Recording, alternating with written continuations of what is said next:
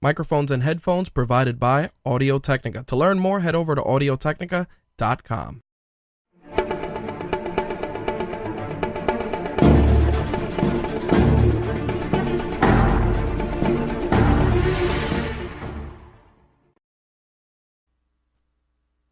The views expressed on this episode of My Take Radio do not reflect the views, thoughts, or feelings of the My Take Radio staff, My Take Radio advertisers, or My Take Radio content partners. Listener and viewer discretion is advised.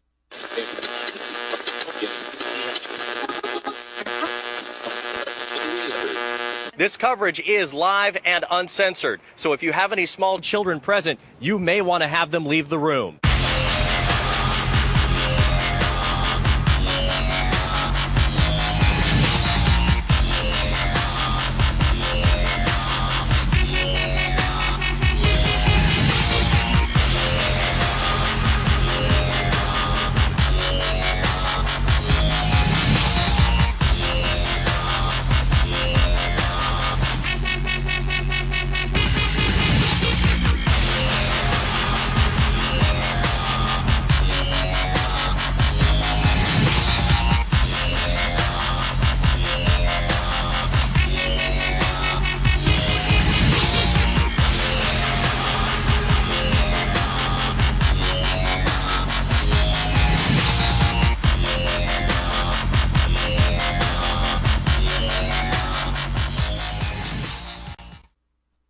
Hey, what's up, guys? My Take Radio, episode 255, presented by RageWorks.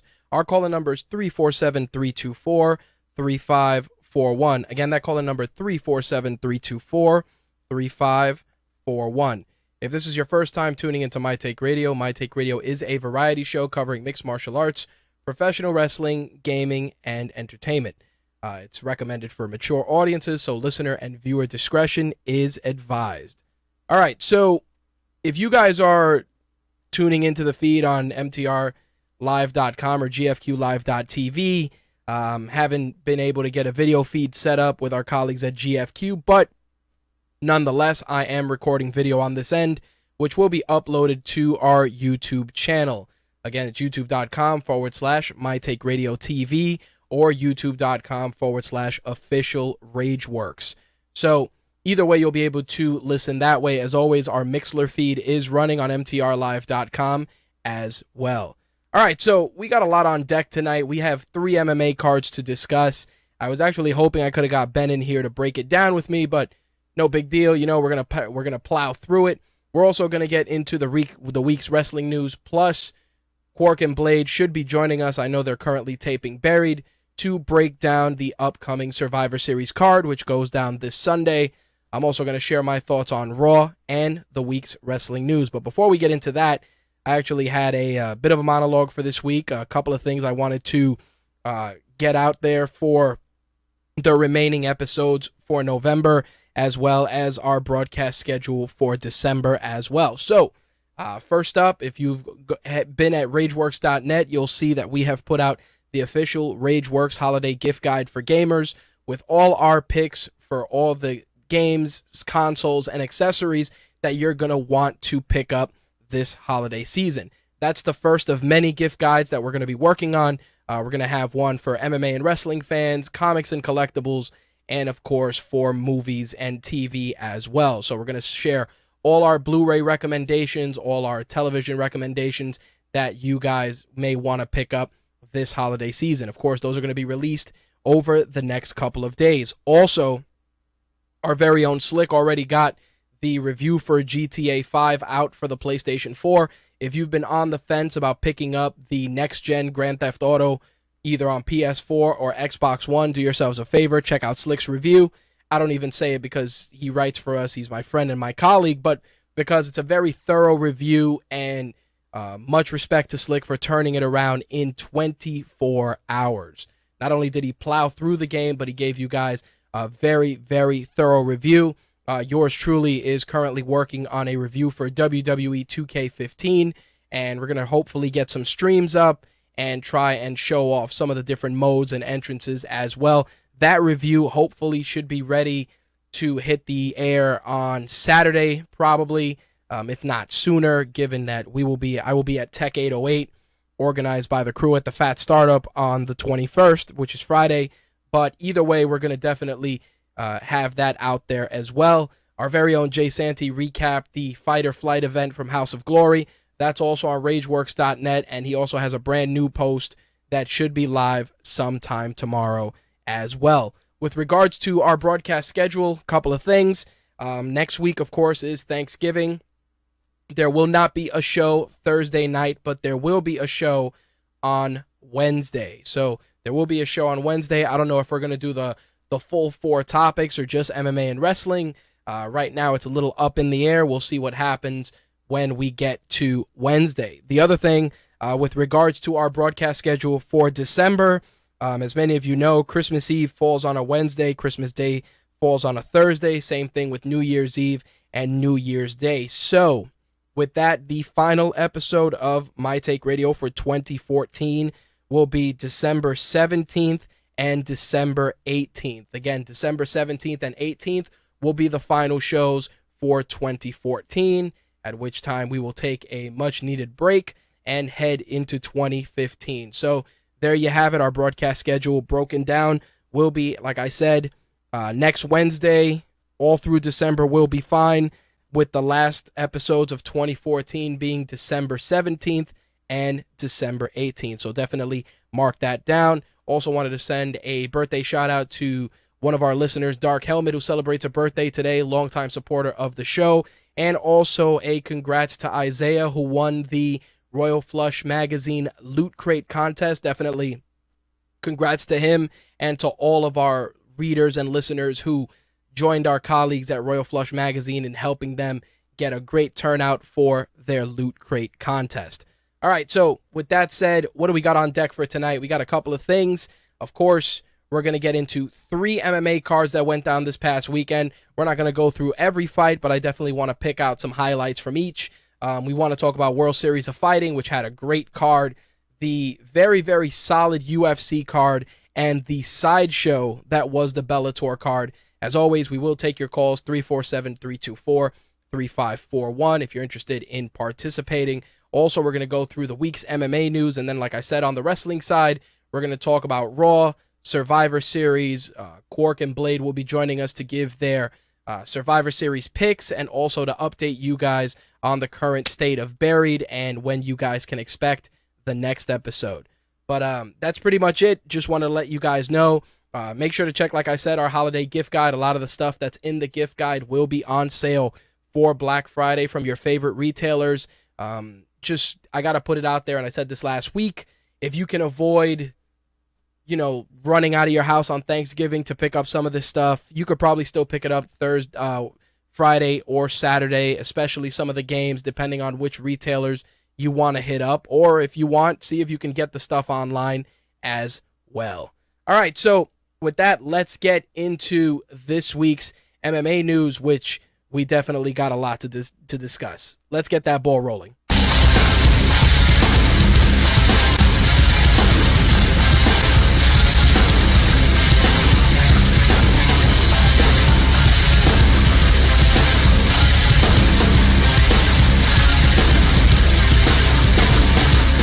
My Take Radio's MMA segment is brought to you by MMA-Warehouse.com. Get your favorite fighter tees and training gear at MMA-Warehouse.com.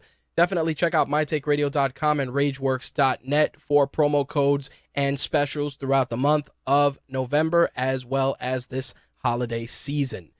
All right, so let's get into the cards because there really was a lot of great MMA this past weekend. I want to start off with World Series of Fighting, which really had some great fights. I wanted to talk about the catchweight non-title fight between Justin Gaethje and Melvin Guillard. And the reason I want to talk about this was because originally it was going to be a lightweight title fight, but unfortunately Melvin Guillard came in a little heavy.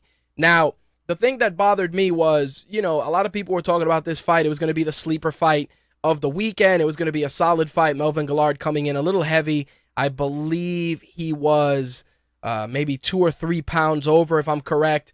And overall, the fight itself was incredibly enjoyable. I definitely felt it was competitive and it could have gone either way. I'm very bummed that Melvin Guillard came in heavy because obviously that killed his chances of getting the lightweight strap for World Series of Fighting. But overall, the fight itself was incredibly solid. I enjoyed a lot of the technique on display. Justin Gaethje, definitely a solid competitor at 155. And Melvin Guillard always impresses. Crisp striking was definitely front and center from Guillard, but Gaethje definitely, especially, in the early goings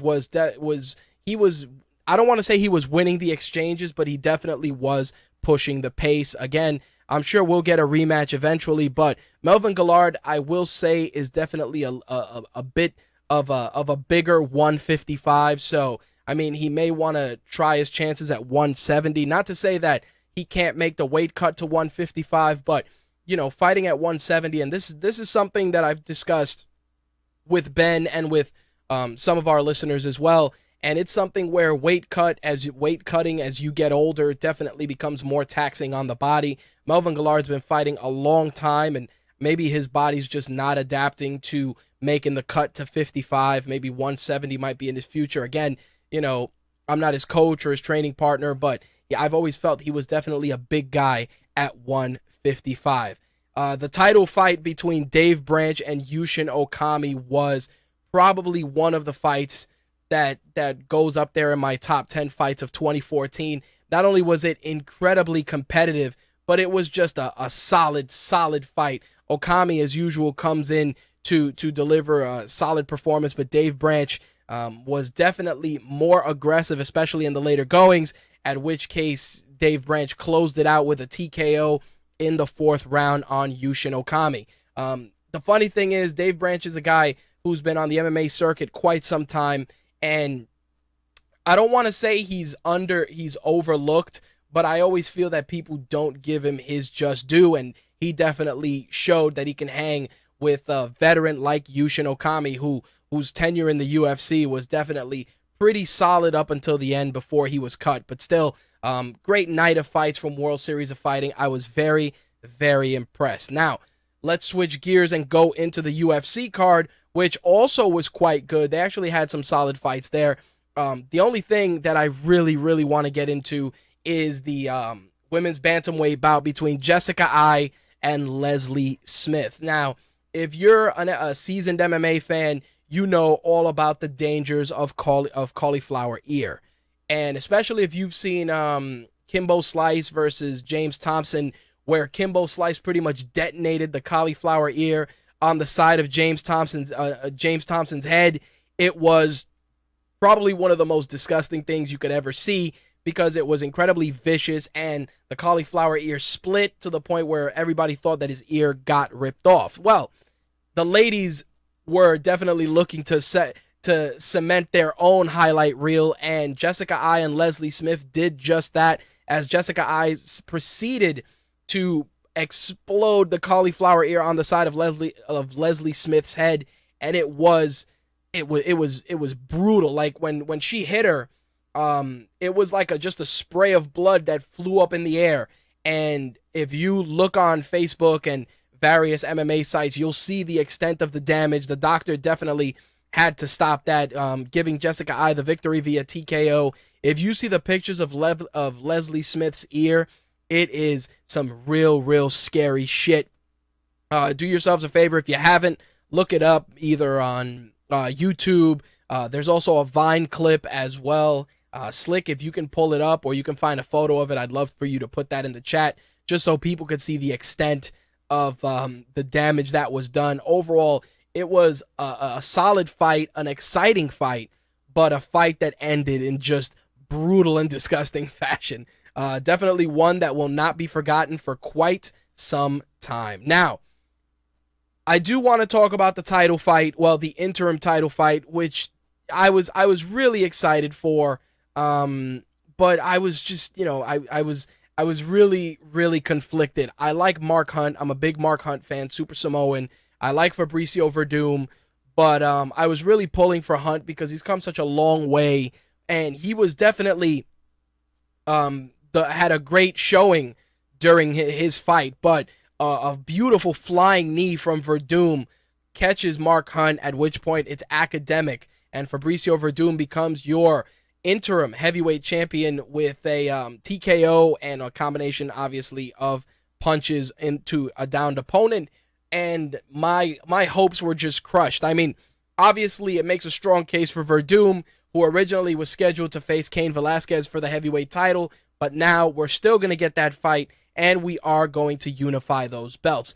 I do want to definitely reference Ricardo Lamas and Dennis Bermudez's fight. Ricardo Lamas just obliterated Dennis Bermudez, who was coming in with a really solid record via submission with a guillotine choke in the first round. And I got to talk about Kevin Gastelum also from The Ultimate Fighter, who came in there and took the fight to Jake Ellenberger, securing a beautiful rear naked choke submission at 4 minutes 46 seconds in the first round. Overall, like I said, it was a solid card.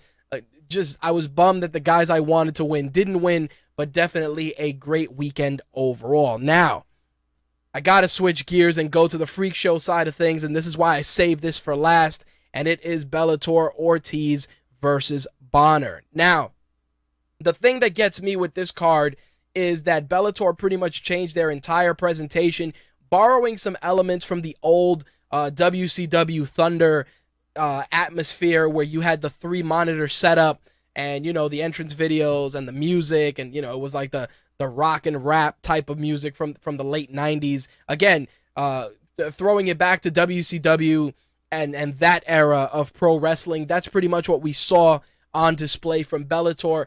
It wasn't totally terrible. Don't get me wrong. I do feel that fans would enjoy a bit of theatricality when it comes to presentations for mixed martial arts. I mean, a lot of people say that about the UFC. If they had a little bit more of a, like the big Jumbotron entrance and, to coincide with the music, it would just add a little extra. I'm not saying that you're going to do pyro and crazy shit like Raw or SmackDown or WCW, but at least, take a little more time to step up that production to give those fighters a little bit more of a way to connect with the fans. I mean, the first opening fight, King Mo took on Joe Vedipo, and it was a competitive fight, but you kind of knew that King Mo was just on another level, and he was pretty much had that guy staggered on his feet in the third round, securing a TKO, 39 seconds in the third round. King Mo pretty much was dominating every round of that fight,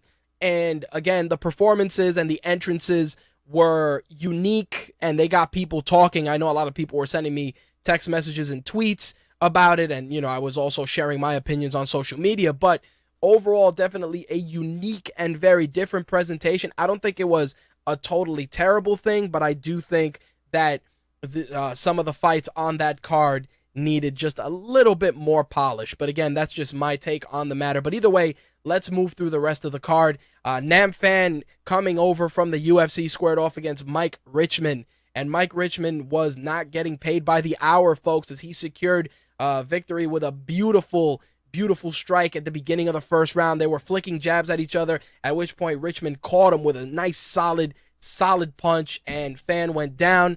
And then he finished him off academically against the cage. Knockout victory, 46 seconds in the first round. And Nam Fan, nice knowing you. I mean, I'm sure he'll get another fight in Bellator, but definitely not a good way to start. Now, here's one of the fights I was very excited for. Melvin Manoff facing Joe Schilling. Both guys, hitters, incredible strikers. Melvin Manoff is one of my favorite fighters. I got to thank Bloodstained Lane for putting me on to this particular fighter. I actually looked up all his fights once I started seeing more of him, and I just became a huge fan. This guy has incredible intensity, comes in there ready to bang with anybody that they put in the cage or in the ring with him. He's a tremendous fighter, but I gotta be honest when I tell you, as aggressive as he is, it's either a beautiful finish or a beautiful loss. That's how it goes. Melvin Manoff either goes out on his shield like a warrior, or he comes in there ready to seek and destroy, and this fight was no different. Both guys, like I said, incredibly talented strikers. Beautiful exchanges, too, especially from Melvin Manoff in the early going. But when they exchanged after being on the ground briefly in the second round, the exchange definitely did not go in Melvin Manoff's favor, as he ate a hard left shot, at which point he pretty much planked as he fell to the canvas. I was horrified, and I was bummed out because, like I said, big fan of Melvin Manoff, but Schilling definitely nasty one-punch knockout power. Good night, Melvin. That's all I could say. Joe Schilling via knockout, 32 seconds in round 2. Again, I'm gonna continue being a Melvin Manoff fan, because I like that he goes out there and he's just willing to go out there and trade with anybody, win, lose, or draw. It was funny that Bellator showed Melvin Manoff knocking out Mark Hunt in Japan, because obviously it was, number one, a veiled jab at Mark Hunt. Number two, it showed the incredible power that a guy like Melvin Manoff has, because that power against the guy that was huge, had to have been at least 100-pound difference between him and Mark Hunt, and that level of power is just disgusting. Again, I can't stress enough, this is a guy that goes out there and he either wins dramatically or loses dramatically, but it's always a pleasure to watch him fight. I put him up there with guys that like Vanderlei, Rampage, just guys that when they go out there, well, not Rampage now, but Rampage in the old days, and Vanderlei, of course, they go out there ready to strike. They don't give a shit. Win, lose, or draw, they're going to sling leather until it's over and one guy's dead. And you got to respect that. But again, a great fight. Now, on the title side, hold on a second. What the hell is that? I thought that was me. I thought that was a little sound bleed on my end. It was just a little background noise. Anyway, Will Brooks, Michael Chandler on the lightweight title fight side of things was a very, very good fight that had a very strange ending, because in the 4th round there was a bit of a scramble from the ground, at which point, as Michael Chandler was getting up, he got rocked with a nasty left. Actually, was it a left? No. No, I think it was a left. He caught him with a left on the way up, and Michael Chandler actually waved him off, and I think it was because he was knocked out on his feet, and the ref stopped the fight. Everybody was confused, but when you saw it, you saw that Brooks caught him flush on the side of the head as they were getting up from the scramble, at which point Chandler had no idea where he was. He was waving it off, and the ref had to explain to him that he was not intelligently defending himself. Will Brooks took the title and is the new lightweight champion with a TKO victory, 3 minutes, 48 seconds in the 4th round. And I have to say that even though it was a bit of a sketchy ending, it was an amazing fight. I love both guys' heart in this fight. It was great. These guys definitely went out there. They were hungry. They were ready to entertain. And the rounds kind of fluctuated back and forth. It definitely needed to end in a devastating fashion for these guys to, just secure their position at the top of the 155-pound rankings. Definitely props to Will Brooks for just being aggressive and really taking it to Michael Chandler. Michael Chandler is not a can in any shape, way, or form. On the contrary, he will definitely bounce back from this loss, but it was a weird ending for a truly weird night of fights. Now, let's talk main event and the insanity with Stephan Bonnar and Tito Ortiz. From the entrances to the fight itself to the ending of the fight, it was just a circus, a complete circus. And the thing that gets me was, no disrespect to Stephan Bonnar. Stephan Bonner's a solid fighter, and Tito's I like watching Tito fight, and it's only because he's just a psychopath, and it's always entertaining to me. But this fight as a main event, especially coming off of Chandler and Brooks, it was just disheartening to watch these guys fight. And the reason I say this is because, they were moving very slow. They were moving at heavyweight speed, and it just looked like these guys just didn't have, Tito definitely had more heart in this fight than Stephan Bonnar. Bonnar looked like he was there getting a paycheck. And the reason I say that is because when they were reading the scorecards, Stephan Bonnar was just like, he was real nonchalant about it. And it bummed me out, because I said to myself, dude, you should try and have more emotion, more excitement, because it really looks like you're out there trying to get a paycheck. And that really it soured the night for me, obviously, because the fight definitely did not live up to expectations at all. but it was really just a circus from start to finish. Now, there's rumors going around that King Mo wants to take a shot at Tito Ortiz, and I think that would be a very interesting fight.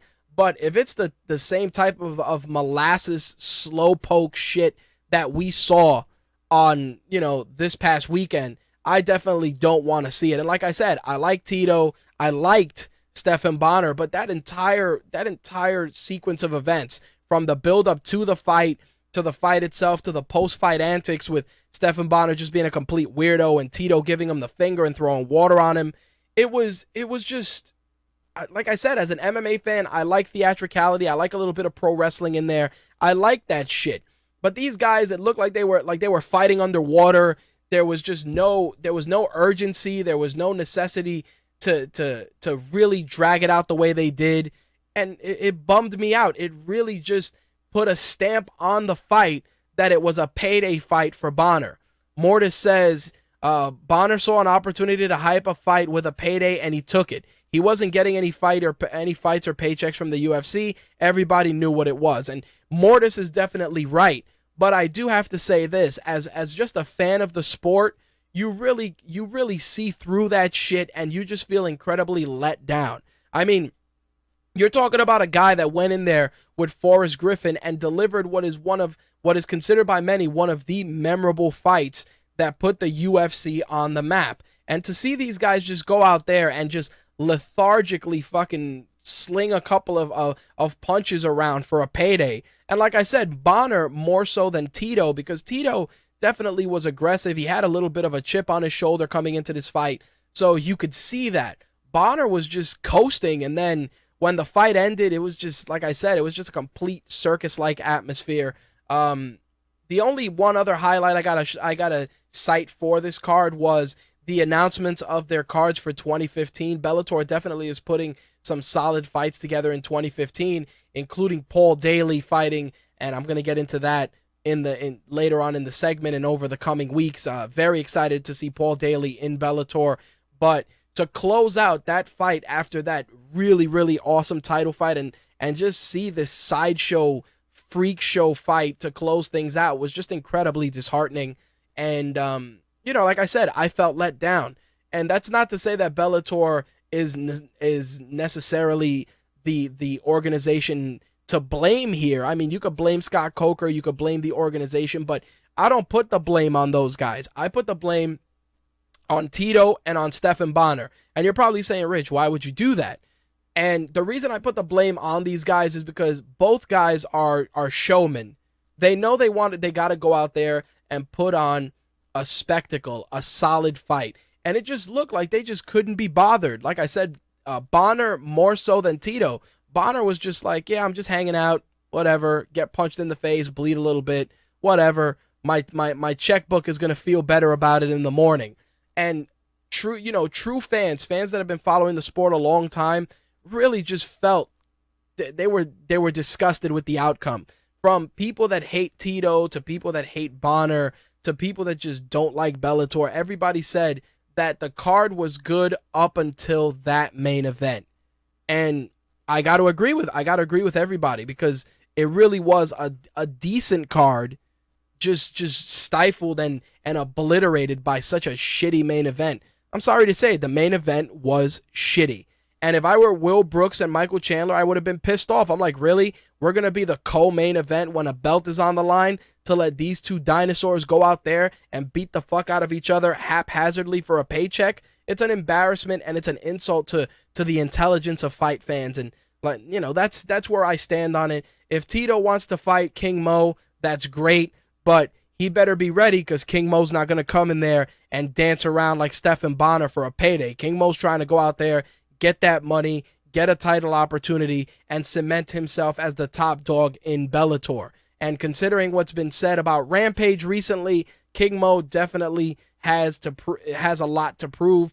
And if it takes sacrificing Tito Ortiz to do it, then so be it. Anyway, those were the three cards. I want to get into the MMA news for the week. First off, from the UFC 180 card, $50,000 bonuses were handed out. Fabricio Verdum took a performance bonus. Kelvin Gastelum took a performance bonus, and Henry Briones and Guido Canetti took a fight of the night bonus. I didn't actually see that fight. That's why I didn't really get into it. I just read a recap for it, and I was bummed because I heard it was pretty solid.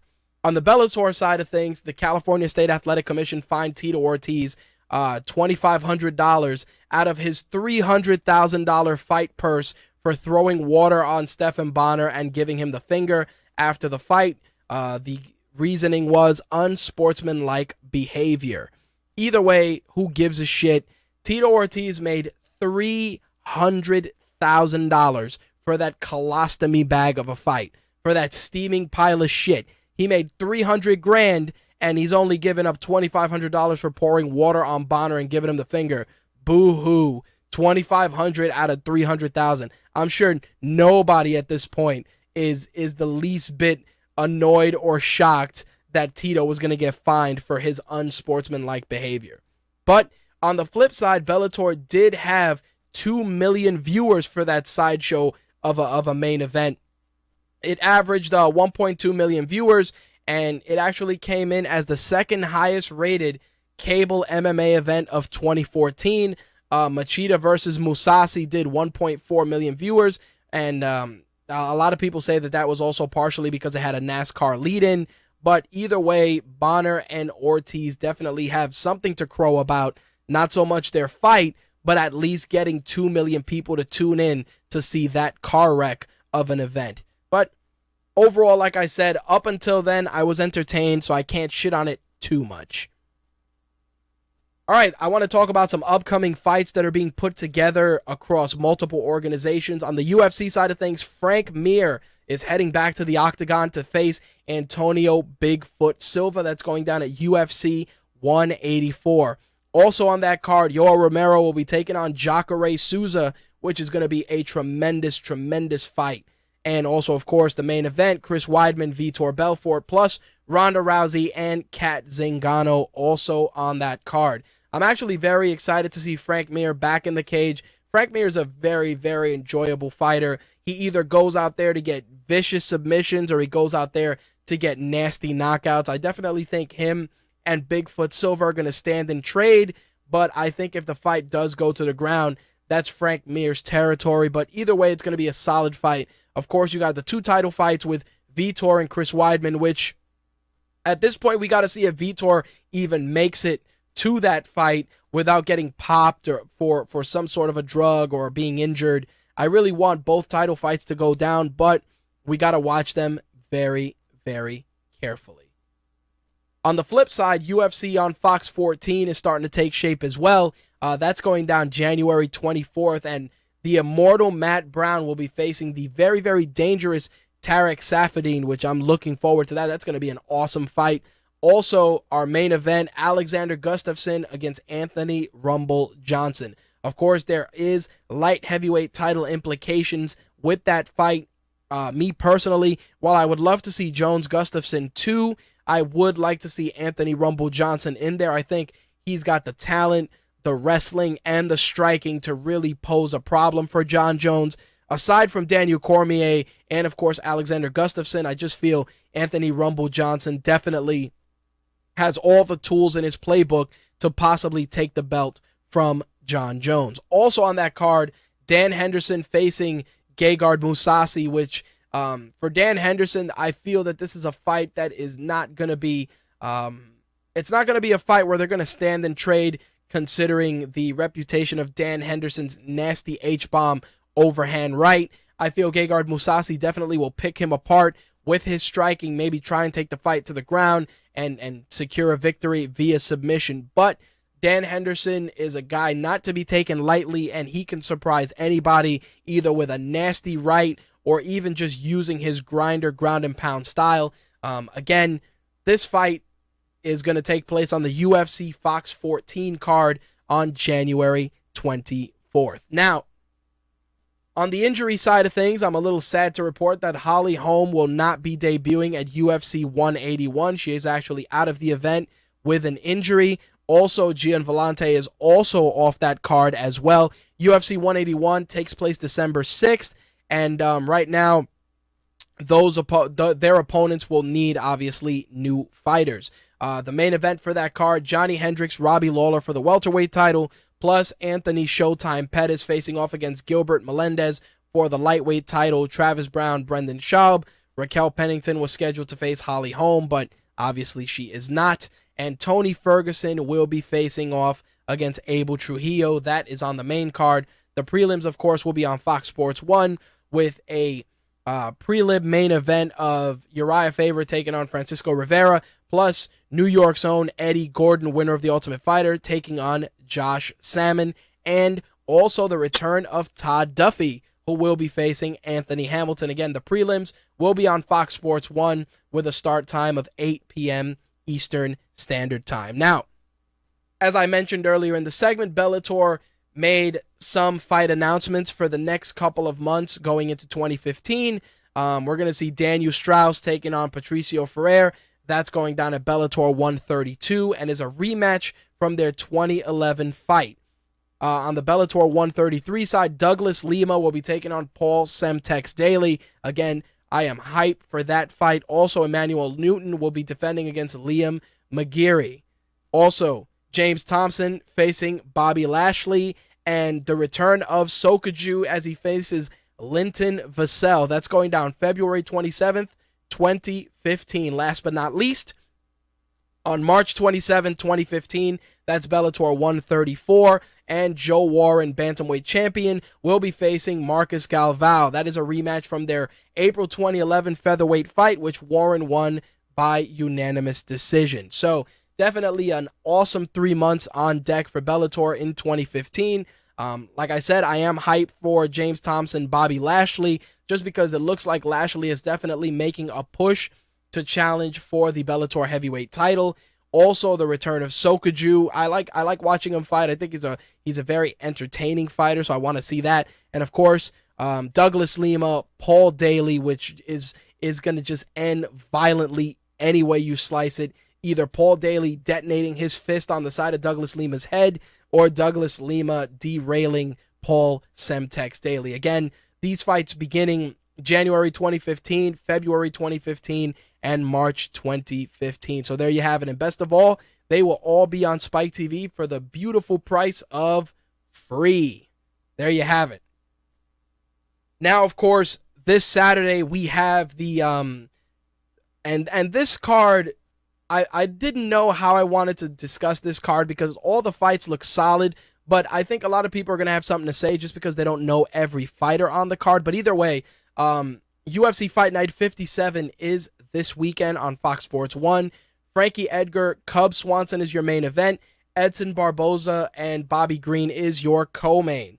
Definitely two very, very solid fights. The prelims will also be on Fox Sports 1, and those prelims will begin at 8 p.m. Eastern Standard Time. Like I said, UFC Fight Night 57 has some solid fights, but a lot of people may feel underwhelmed because they don't know every fighter, but there are definitely some hitters on that card. Matt Wyman, Joe Benavidez, Jared Rosholt is a solid fighter. Brad Pickett, Barbosa, and Green definitely are going to be, there's going to be fireworks in that fight. And of course, Frankie Edgar, Cub Swanson will definitely be a fight to watch as well.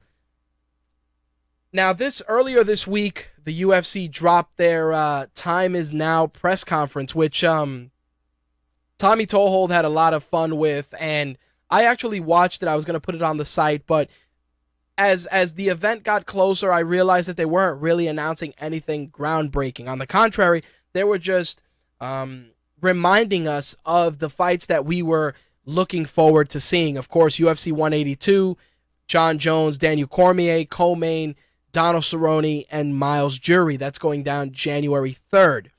UFC Fight Night 59 at the TD Garden in Boston, Massachusetts, January 18th. Conor McGregor facing off against Dennis Seaver. Of course, Seaver and McGregor were at the event. Of course, the crowd was super into Conor McGregor, who I think is a very entertaining and enjoyable fighter, and this will definitely be a test for him. The co-main on that card is Ben Henderson facing off against the always dangerous Eddie Alvarez. Meanwhile, January 24th, UFC on Fox 14, Alexander Gustafsson, Anthony Johnson, the co-main, of course, Dan Henderson and Gegard Mousasi.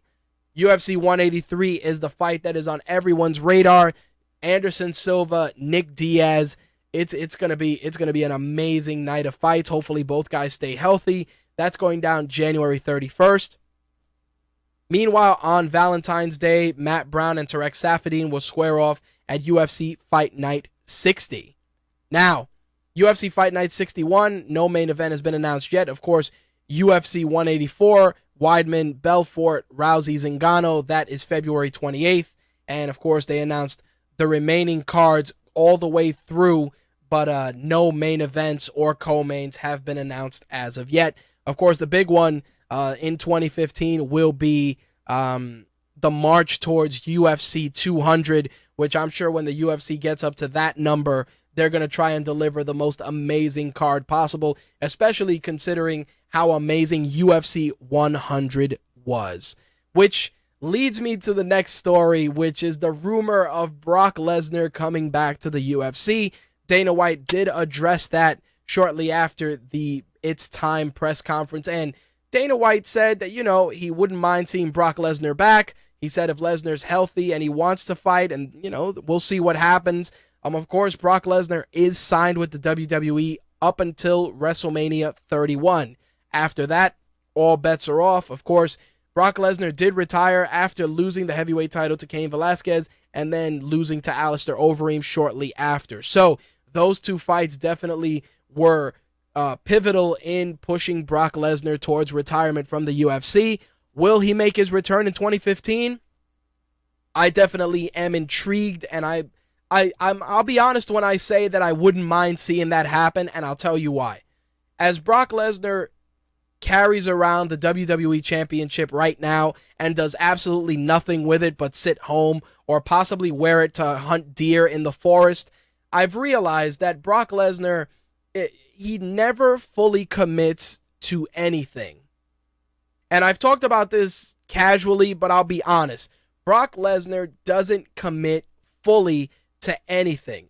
Even when he's dominant, he only commits to it when he feels he is a dominant force. As soon as he realizes that he is no longer the big dog in the yard, Brock Lesnar takes his ball and goes home. And this doesn't even have anything to do with the fact that I'm not 100% a fan of his, given my opinions, but I will say Brock Lesnar is notorious for taking his ball and going home. When he didn't want to do the WWE schedule in his early run, he left and, I want to play in the NFL. He tried out, didn't make it to the starting lineup, left there, jumped into MMA, took over MMA up until the issues with diverticulitis, which of course are heavily documented in various websites and of course in Brock Lesnar's history. But in addition to that, just even after that, when people spoke of Brock Lesnar's training camps and how he approached fighting, he definitely did not approach it the way most fighters do. On the contrary, there's numerous news stories that you can find about people saying that Brock Lesnar didn't like to get hit in the face. And sure, any of us can make a case that none of us like to get hit in the face. But again, it's all about how you adjust. I mean, Mike Tyson said it best. Everybody has a plan until you get hit in the face. And it's 100% true.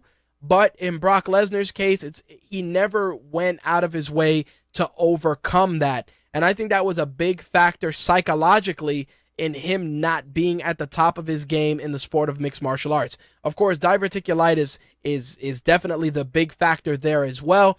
But I'll be honest, Brock Lesnar does not commit 100% to anything. Even his current run in the WWE is not 100% commitment because he's working a set number of dates. He hasn't defended the belt. He's not showing up on television as he should. And obviously this is partly because of his contract and the dates that he structured.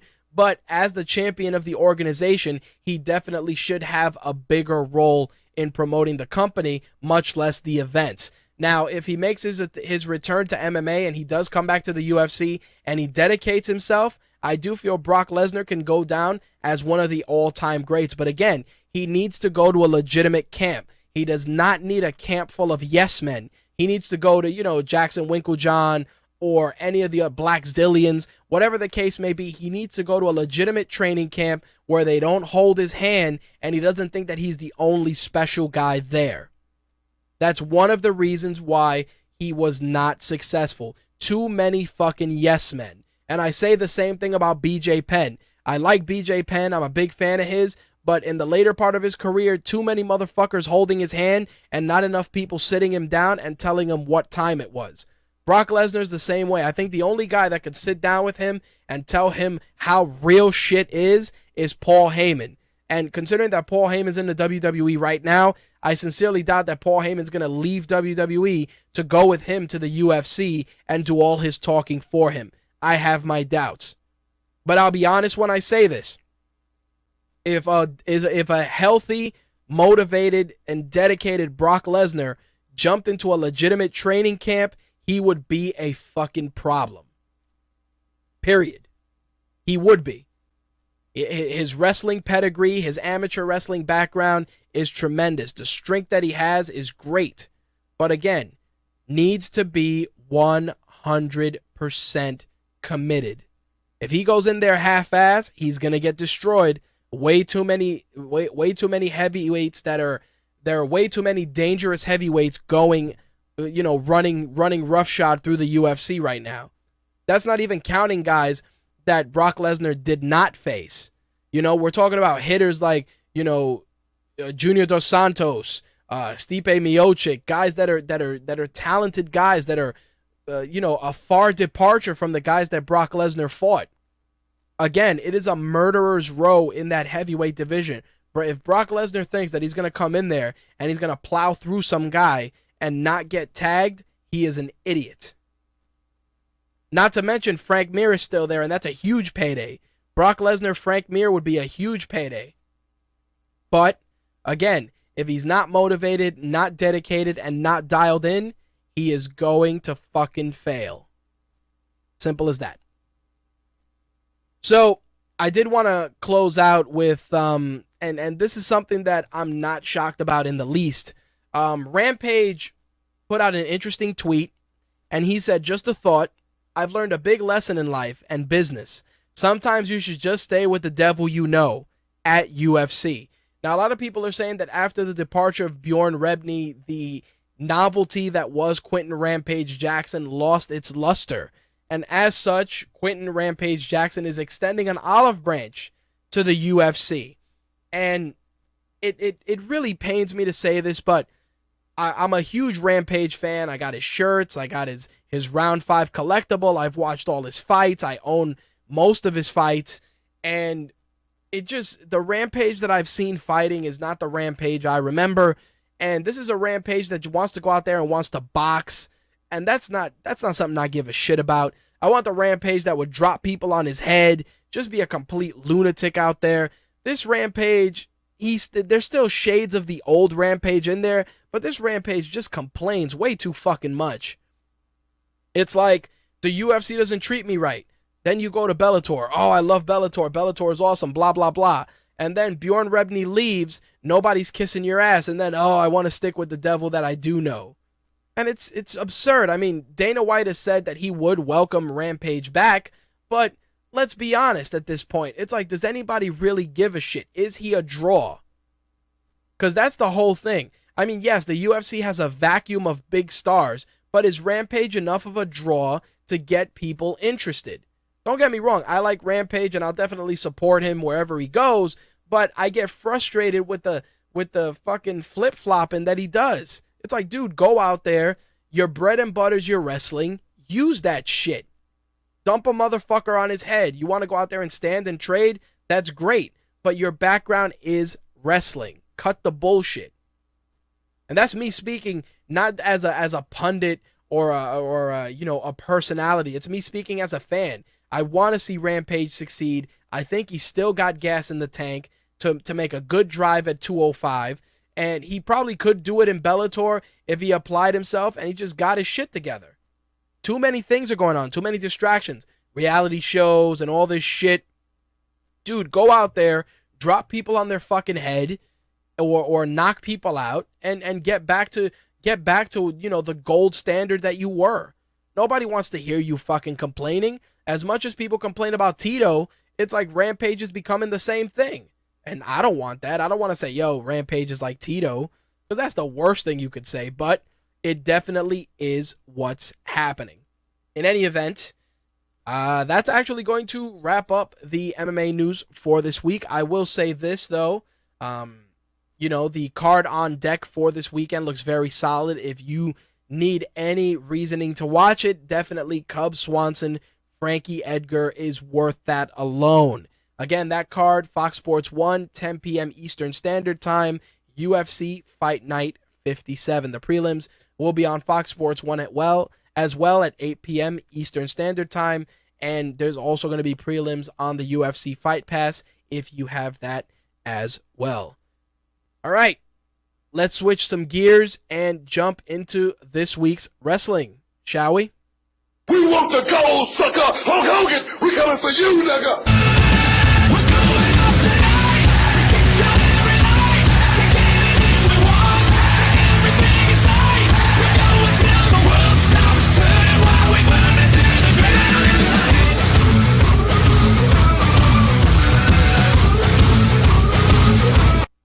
As always, My Take Radio's wrestling segment is brought to you by WWE Shop.com. Use our promo code WWE Save 10 to save $10 on orders over $70 or more. For those of you that want to participate in this week's wrestling segment, once again, our call-in number 347-324-3541. Again, our call-in number 347-324-3541. I know our very own Quark and Blade will be joining us to share their thoughts on the week's wrestling news. Well, before we get into it, though, I do want to talk about one thing that really picked up some steam, and considering that 2014 is almost over, I definitely want to address this, and that is the fate of TNA. Now, as many of you know, our very own Jay Santee would do the live blogs for TNA Impact, and I would share my thoughts on the broadcast as well. Well, couple of reasons why we haven't done that. Number one, my work schedule has not allowed me the opportunity to set up the live blogs. But number two is that there are way too many conflicts Wednesday nights with my DVR to actually tape Impact. I actually end up watching it after, either over the weekend or, just definitely not live. So it's an incredible disservice to try and force a live blog or put Jay out there to work on Impact if neither one of us are invested as much as we should be on the product. And it's crazy that Impact started off so well and it's picked up so much steam, but between all the issues with TV deals and wrestlers' contracts not being renewed, it's just incredibly difficult to really invest energy into TNA Impact the way that I used to. And I know they're moving and that's great, but it's just, I think it's just too little too late. But in any case, I know that Slick told me that Quark is on deck, so let me bring him on and we can get that ball rolling, at least on the Raw side of things. Captain Quark. Are you alive? I do not hear the captain. I know he's queued up, but I don't hear him. So maybe he hung up, possibly. Slick, are you there? Yeah, can you hear me? Yeah, I just wanted to make sure. I figured I know you queued him up. I just wanted to make sure because I didn't hear him. I can hear you. So clearly nothing is broken. Try the other one that just came in. All right, I'll let you screen that one. Let me try it again. Quark. Nope, nothing. Hello? There you go. What's going on, dude? It's not Quark. Oh shit! What's up, John Blade? What's going on? That's weird. It has you listed as Quark here. That's awkward. I feel insulted. That's all right, dude. I know Quark definitely said he was coming. We just wrapped up the Buried show, But he definitely said it was coming in. All right. So you guys are starting your second season. Congratulations. Thank you. Just thank you. just a brief teaser for the listeners. What do you guys got on deck for this latest episode? We talked the usual buried booking. We give our predictions for Survivor Series, and we just go over random wrestling topics that come up to mind. It's the usual madness. There you go. It was a lot of Survivor Series talk, and I took up the most of it. I don't want to release too much. I want to give people something to listen to.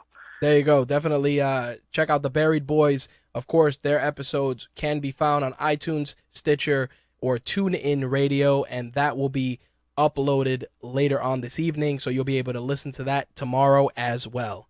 And I see that Captain Quark is in there. Let me bring him in. Captain. Hello? There you go. Welcome to the party, pal. Yay. What's good?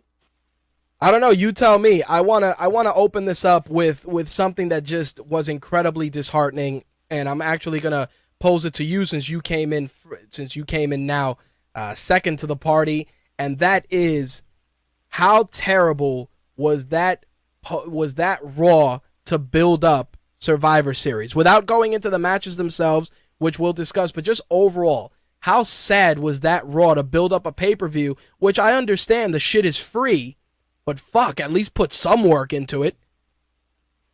The second longest running pay-per-view. I'm assuming that the entire pay-per-view is going to be a 3-hour Team Cena versus Team Authority match because they haven't hyped up shit. Well, here's the thing that bothered me.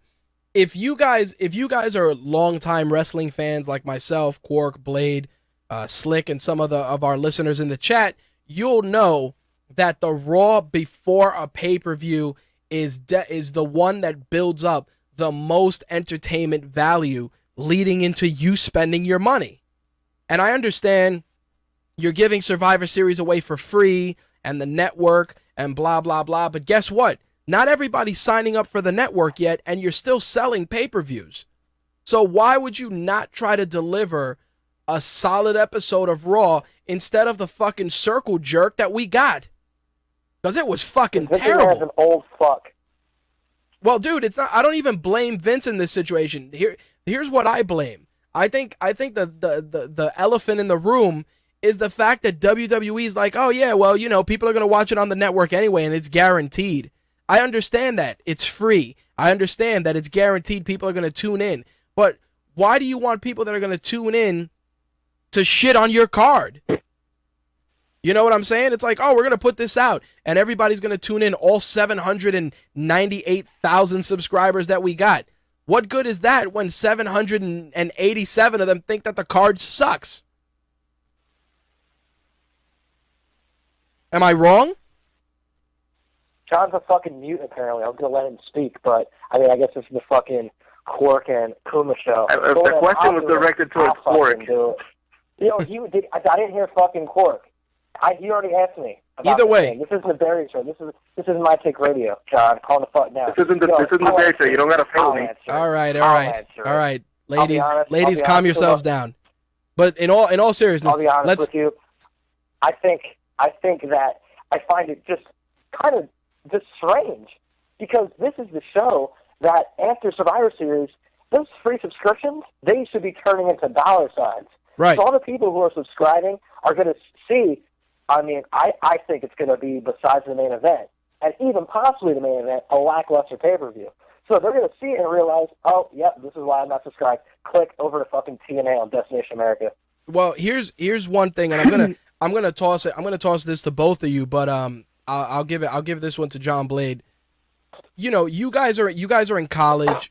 Can you guys give me just a snapshot of what wrestling culture is in a college environment? Because both of you guys dorm at your schools, or are involved on a pretty substantial level with your fellow classmates. So, John, how's wrestling accepted or viewed in the college environment nowadays? It's a very niche thing. Like only from my personal experience, I've met very few people who are actually hardcore wrestling fans. There are people who watched it over the course of time, but as far as like actual wrestling fans, like people who actually pay money for the network is a very small group on a college campus from what I've experienced. Okay. Quark, what about on your side of the spectrum? How's things on your side? People who I've, like friends of mine who never really watched wrestling before, I've got to like convince them that it's not complete dog shit. But people who don't watch it, there's this thing called Yik Yak. In case you're not aware of it. Okay. It's like an anonymous version of Twitter, and it basically lets you post like anything you want, and people can either upvote it or downvote it. I use someone's Yik Yak because I don't fuck with Yik Yak. I think it's kind of weird to post the question: does anyone watch WWE on campus? It was downvoted so far into oblivion that the Yik Yak was in fact deleted. That is how little people give a fuck about WWE here at my college. Well, the thing with that is when you try to get people interested and when you try to show them, like, yeah, this is actually really interesting. It's really hard to when you're putting on like shitty shows. Hey, well, I'm glad like, No, go ahead. I'll let you finish. Go on. It's like you need like a big ticket superstar or a big ticket match to get people who aren't regular wrestling fans to actually pay attention and enjoy the product, and that's just not something we're getting. Well, the one thing I've seen, and it's become something that's commonplace, and even Mortis mentions it in the chat. He goes, the people I meet watched it during the Attitude Era and then stopped watching it a few years ago. And that seems to be the trend that I am noticing. And the reason I ask is because we're all in different demographics, whether it's 18 to 34, 34 and up, whatever the case may be. And everybody I've spoke to, whether they're in 18 to 34, 34 and up, or even under 18, have said the same thing. They're like, hey, it was really good in the 90s, and then the PG era kind of messed things up. But even though the PG era is definitely a factor in its lack of success, you can't blame it completely because the wrestling should redeem that. Yeah, because with the Attitude Era, they're like, with the Attitude Era wasn't that good from like a wrestling standpoint. Most actual wrestlers will tell you that. It's like it was lightning in a bottle. Sex on TV for the most part. Well, yeah, it was lightning in a bottle. Yeah. If I can interject, I'd like to say that people who bitch about the PG era need to go back to around like 2009, 2010. Yep. When I started watching, wrestling has definitely improved tenfold, I'd say. And I'm going to be in the fucking minority. I prefer wrestling now to the Attitude Era. You can put me in front of a fucking firing squad, and I'll still say it. Okay. Because to me, I'll explain why. Yep, I just think that the Attitude Era was cool, and I think some of the things they did were innovative. But I believe that back then, it was a lot easier to get away with things. So nowadays, sure, they might be PG, but they have a lot more things to consider on how do you make the product smarter. So, sure, people might say, this is bullshit, Grumpy the Cat, Larry the Cable Guy, but for everything like that, they're still doing things right. They have to be smarter in the way they book things. They can't just throw a girl out. They can't throw fucking Sable out and have her be half naked. They can't have New Age Outlaws trying to be Bill Clinton. No, they need to be smarter with what they're doing. And to me, I respect that more than the sex sells attitude of the Attitude Era. Well, you pose a very, very solid argument, and I actually gotta give kudos to you for putting it in that perspective. And it's true. I mean, there was a crutch in the 90s and into the 2000s where it was easier to curse, throw naked chicks on TV, and it would work. And between that, there were also a ton of memorable moments.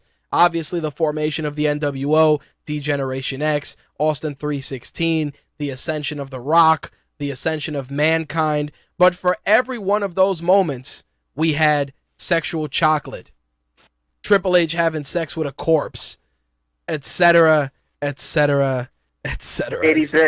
Katie Vick. So, when you look at that stuff, you realize, you're like, oh, there was a lot of awesome shit in the Attitude Era, but there was a lot of garbage in there too. What was that? Mae Young's hand. Exactly, but that's what I mean. But when you look at Mae Young's hand and you look at that stuff, we look at it and we laugh. But the funny thing is that was what was entertainment back then. That's the crazy part. It's like you watch it and you're like, wow, that's so stupid.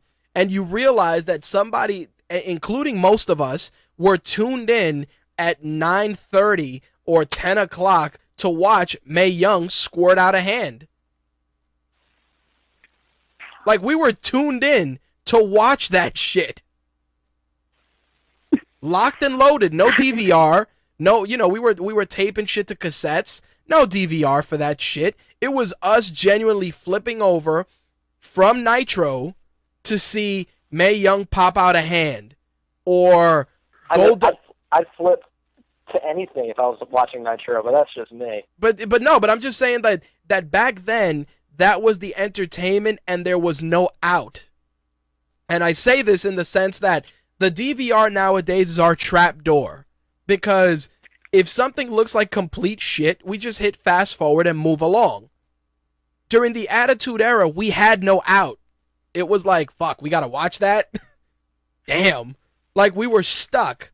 Now there's an out, and We kind of forced ourselves to enjoy things. exactly. And to go with what Quark was saying, you were tasked to be smarter now versus then. When you watch wrestling back then, you watched and it was mindless entertainment. Now you gotta put some thought into it, and you gotta kind of take out moments that you like. I mean, I know a couple of guys that they'll be like, dude, how do you still watch that shit? And they say, I know you watch it for work, but how do you still enjoy it? And the reason I say this is because I find enjoyment not only in the horse shit, but the good shit. And you guys can vouch for this as well with Buried, both in column and in show form, that even a terrible show has something to talk about. I gotta say one thing. The reason that we had to cancel Buried columns is because wrestling has been so good over the past year or so. That's why we had to start doing shows. Because there simply isn't enough, stuff to write about. Because it's kind of good. I mean, sure, we could go on and on about fucking Grumpy the Cat.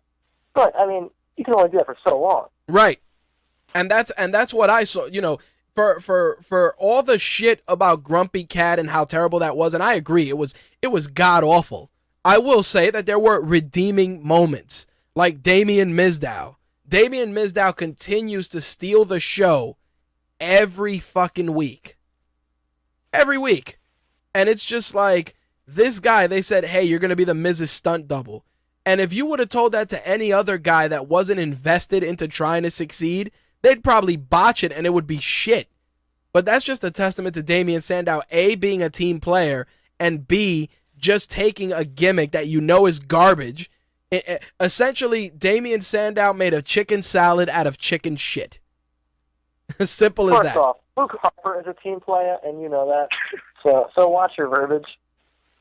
I think it's kind of hard for there to be too many casual wrestling fans now with the way things are, because most things that we enjoy are long, interesting feuds and storylines, or really well done matches. It's except for maybe Ryback or John Cena for casual fans, is this. There's no, you're not going to tune in one day and be like, man, this is awesome, I want to watch it every week. I think it's difficult for a person to just decide, yeah, I'm just going to watch wrestling because this one show was really good. Yep, the way things are, everything is long, drawn out, and that's what the best things are. They're the long stories. Well, you know what's funny? Mortis in the chat mentioned a match that I'm glad he brought up: Tyson Kidd, Cesaro, and Dolph Ziggler. If I were a first-time wrestling fan and I tuned into SmackDown and I saw that match, I'd be sold. And again, these are three guys that aren't quote-unquote main eventers, top of the food chain guys. These are hard-working mid-card guys that are trying to make it work. And I'm glad he brought it up, because it's those guys that sell you on the product. Yeah, the John Cenas, the Rybacks, they keep you, but it's the wrestling that gets you. It should, because that's what it's called, wrestling. It's not called fucking male spandex theater. I mean, it is, but it's not. Am I wrong? And what sucks is you got guys like but you got those guys doing shit. It's like Cesaro. Cesaro's biggest moment he's had recently, besides that triple threat match, was him walking out. It's like, besides that, what memorable thing has Cesaro done? It's like, oh man, I'm walking out. I'm on Team Cena. Yeah, no, I'm not. And it was awesome. He shaved his head bald. He shaved his head bald. That's memorable to me, damn it. Well, this new towel gimmick is his most memorable thing. Well, before we Tyson Kidd and the spotlight's on his bald head, and he just angles it right, and he's blinded for a week. Well, before we break down Raw, I do have to say this. Cesaro is probably one of the few guys that has come up that everybody feels deserves to be more prominently featured. I think it's pretty much unanimous. Everybody asks, they go, yo, why isn't this guy on TV more? And it's true. He's one of the few guys that we can unanimously agree. It's like, yo, why isn't he getting more of a push? Same thing with Damian Sandow. You know, like, hey, yo, why isn't this guy just people letting him rock and roll? I have to save my thoughts for the Barry show. There you go. Addressed that already. Fair enough. I'll be honest with you. Go ahead. Oh, they're going to keep going. No, I'm done. I got nothing, John. I said my piece. Yeah, you pretty much hit the nail on the head. It's like everyone knows Cesaro's the guy. He's got the look. He's got the moves. His matches are good. His mic skills are passable, but he deserves a lot more than what he's getting. Being a lackey for the Authority is kind of, I think, beneath him. But the way things go, like you talked about Mizdow had to go through a lot of shit before he could get where he is now. Yep. And even then, he's still, as over as he is with the fans, he's still the Miz's stunt double. Oh, absolutely. Well, you know what kills me? That opening segment of Raw, I've realized that the opening segment of Raw validated why we need to get rid of the Authority for the foreseeable future, because I'm fucking tired of them. Every week. Fuck you. Fuck you. Why is that? The Authority is actually great. I'll tell you why. Oh, you're full of shit, and you know it. Oh no, I am full of fucking. Quark is passionate about this. All right, let's hear it. I'll be honest with you. I already said this on. I'm gonna give you a little snippet. All right, for fucking episode 2, cousin. Okay, so the Authority, right? You got Triple H. Everyone's like, yo, he's a fucking heel. Triple H truly is. He is the definition of people power. Fuck Johnny Ace. You'll never hear me say it again. Oh, I'm gonna say this one time because my boy trips. He is people power. People come out and they want to talk shit on Triple H. You know what he did? He did exactly what he wanted. Raw has been pretty damn good for the past fucking year since the Authority joined. He gives good storylines, and you know what? Unlike John Cena, he cares about his fucking team. His team comes out, what does he do? He makes sure they win. He gives fucking title opportunities. He gives Sheamus and Big Show title opportunities. The Stooges, they're just doing their fucking job. Meanwhile, John Cena's sitting back and fucking head by a Bella twin, and he can't even come out to stop Dolph Ziggler from getting fucking job. Okay? You know what? And the Authority, I'll be honest with you, the Authority, sure, you know what, get him out of power, but what are you going to do? It's a very valid question to ask on Raw. What the fuck are you going to do once the Authority leaves? I've just been so used to the Authority being a thorn in the side, but I quite frankly think I don't want John Cena to destroy the Authority. That was someone else's opportunity, okay? That was Daniel Bryan's opportunity last year, and granted, they missed the ball with that. After WrestleMania, I said this before, I'm going to say it fucking again. Yep. Why didn't this band after WrestleMania, after getting the fucking shit beat out of them by Daniel Bryan and The Shield, is beyond me. Yet you're going to give John Cena, once again, another victory.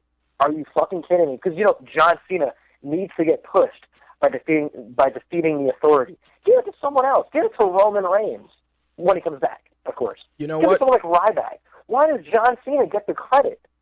Fuck that. You know, behind all that, behind all of Quark's bluster and brimstone and F-bombs, he brings up a very, very, very interesting point.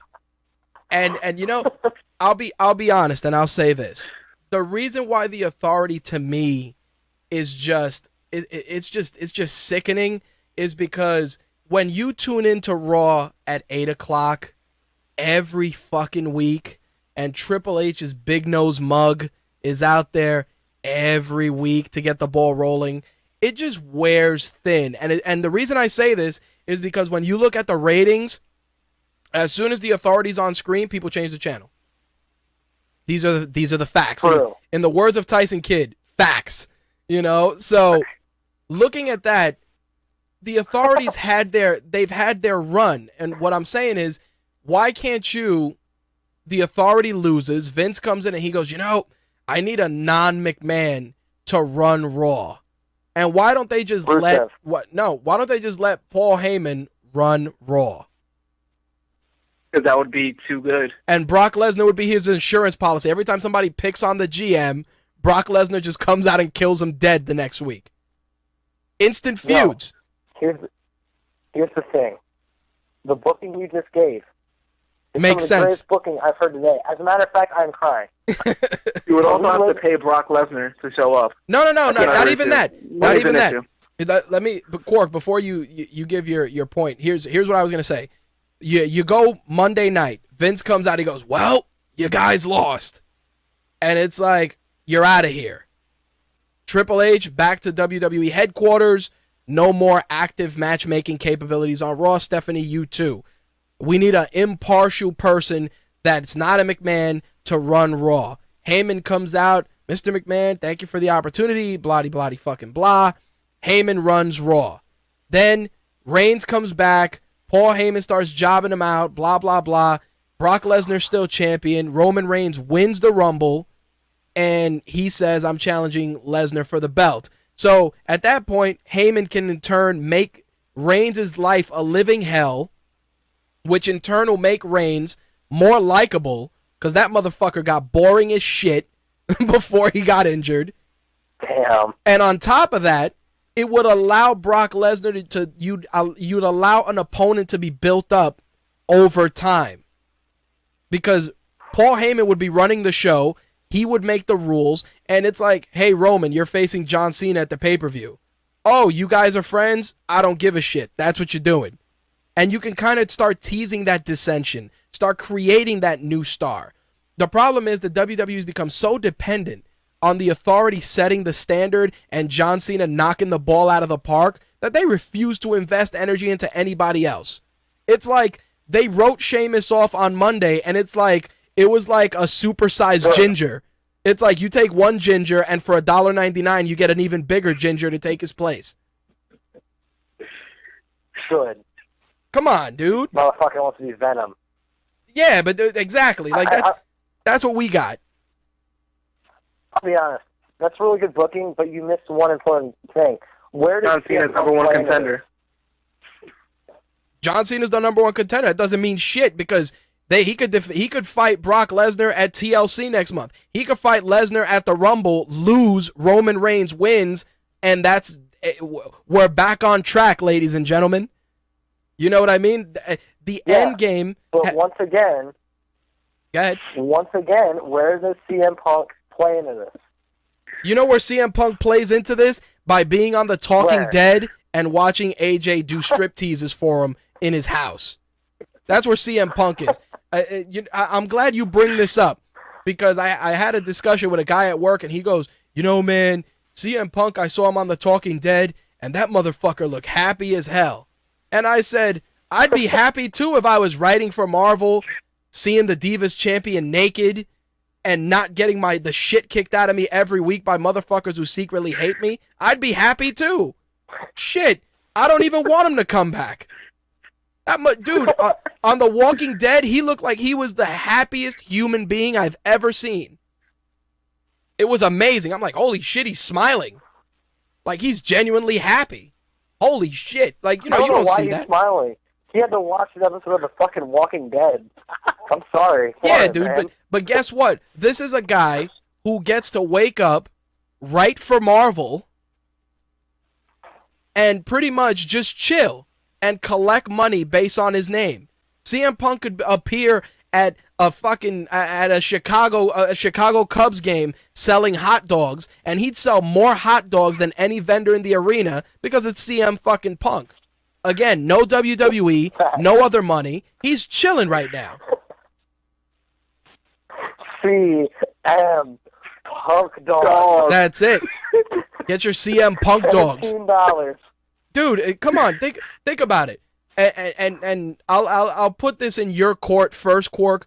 Would you rather a happy, healthy CM Punk that comes back on his own terms, or would you rather a disgruntled, injury-prone CM Punk that comes back and phones it in and ruins any legacy that he created before he went out? Honestly, I just want to be able to buy more CM Punk merch and see him speak. That is literally it. No, I understand that. An unusual, he's my idol. I don't give a fuck. Like Punk could come back in 2020 as long as he's back. Right. I'll be fucking smiling. But that's what I mean. Would you rather he come back on his own terms?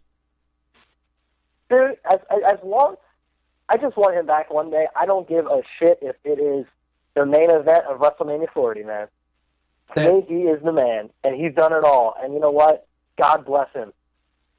You know, that's how I see it. It's like I was watching Raw this week, and I said, you know, there's a lot of things that were wrong with Raw, but there were also some decent things, like obviously elevating Luke Harper and Eric Rowan.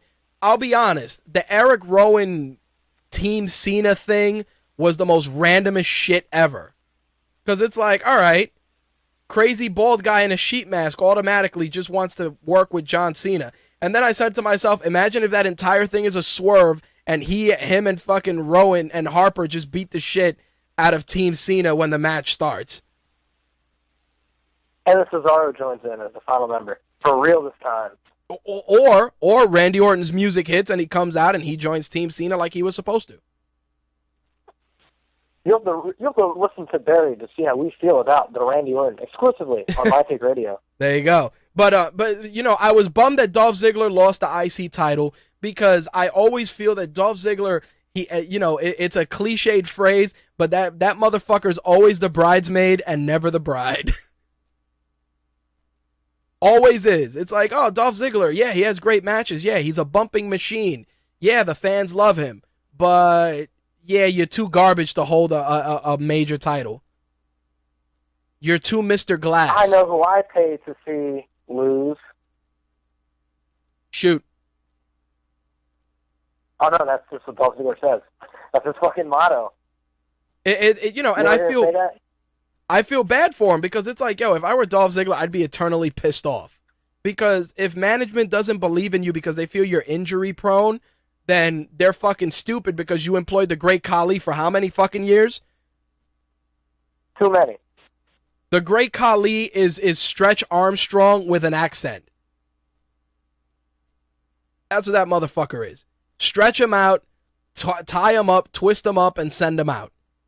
The fact that he got released or his profile got moved into the alumni section put such a smile on my face because I got tired of that 7-foot-tall baby Huey looking motherfucker stinking up my television set with his shitty matches. Tired of it. It's like, oh, the Great Khali's contract expired. We're not going to renew it. I said, finally, somebody figured it out. He's like Milton in fucking Office Space. Yo, you still work here? Oh, shit. That's who he is. I just want my wrestling. I just want my wrestling back. It's like my wrestling back. That's it. The Great Khali says he would like to leave with his red stapler. Like I'm like, yo, okay, Ranjit Singh. Dude, Ranjit Singh had the best mutton chops in the game, dude. That was the only thing he had going on for him. He had that Wolverine. He was like Indian Wolverine. Terrible. Oh boy. Yeah, let's not get into that. I do want to talk about the New Day stable with Xavier Woods, Kofi, and Big E Langston. I have a couple of issues with this. And well, go ahead. Well, boss, I mean, you can talk about it because me and John Blade already discussed. Yeah, I know. I figured. I figured as much, but I'm gonna put this out there, and I've said this before. Of course.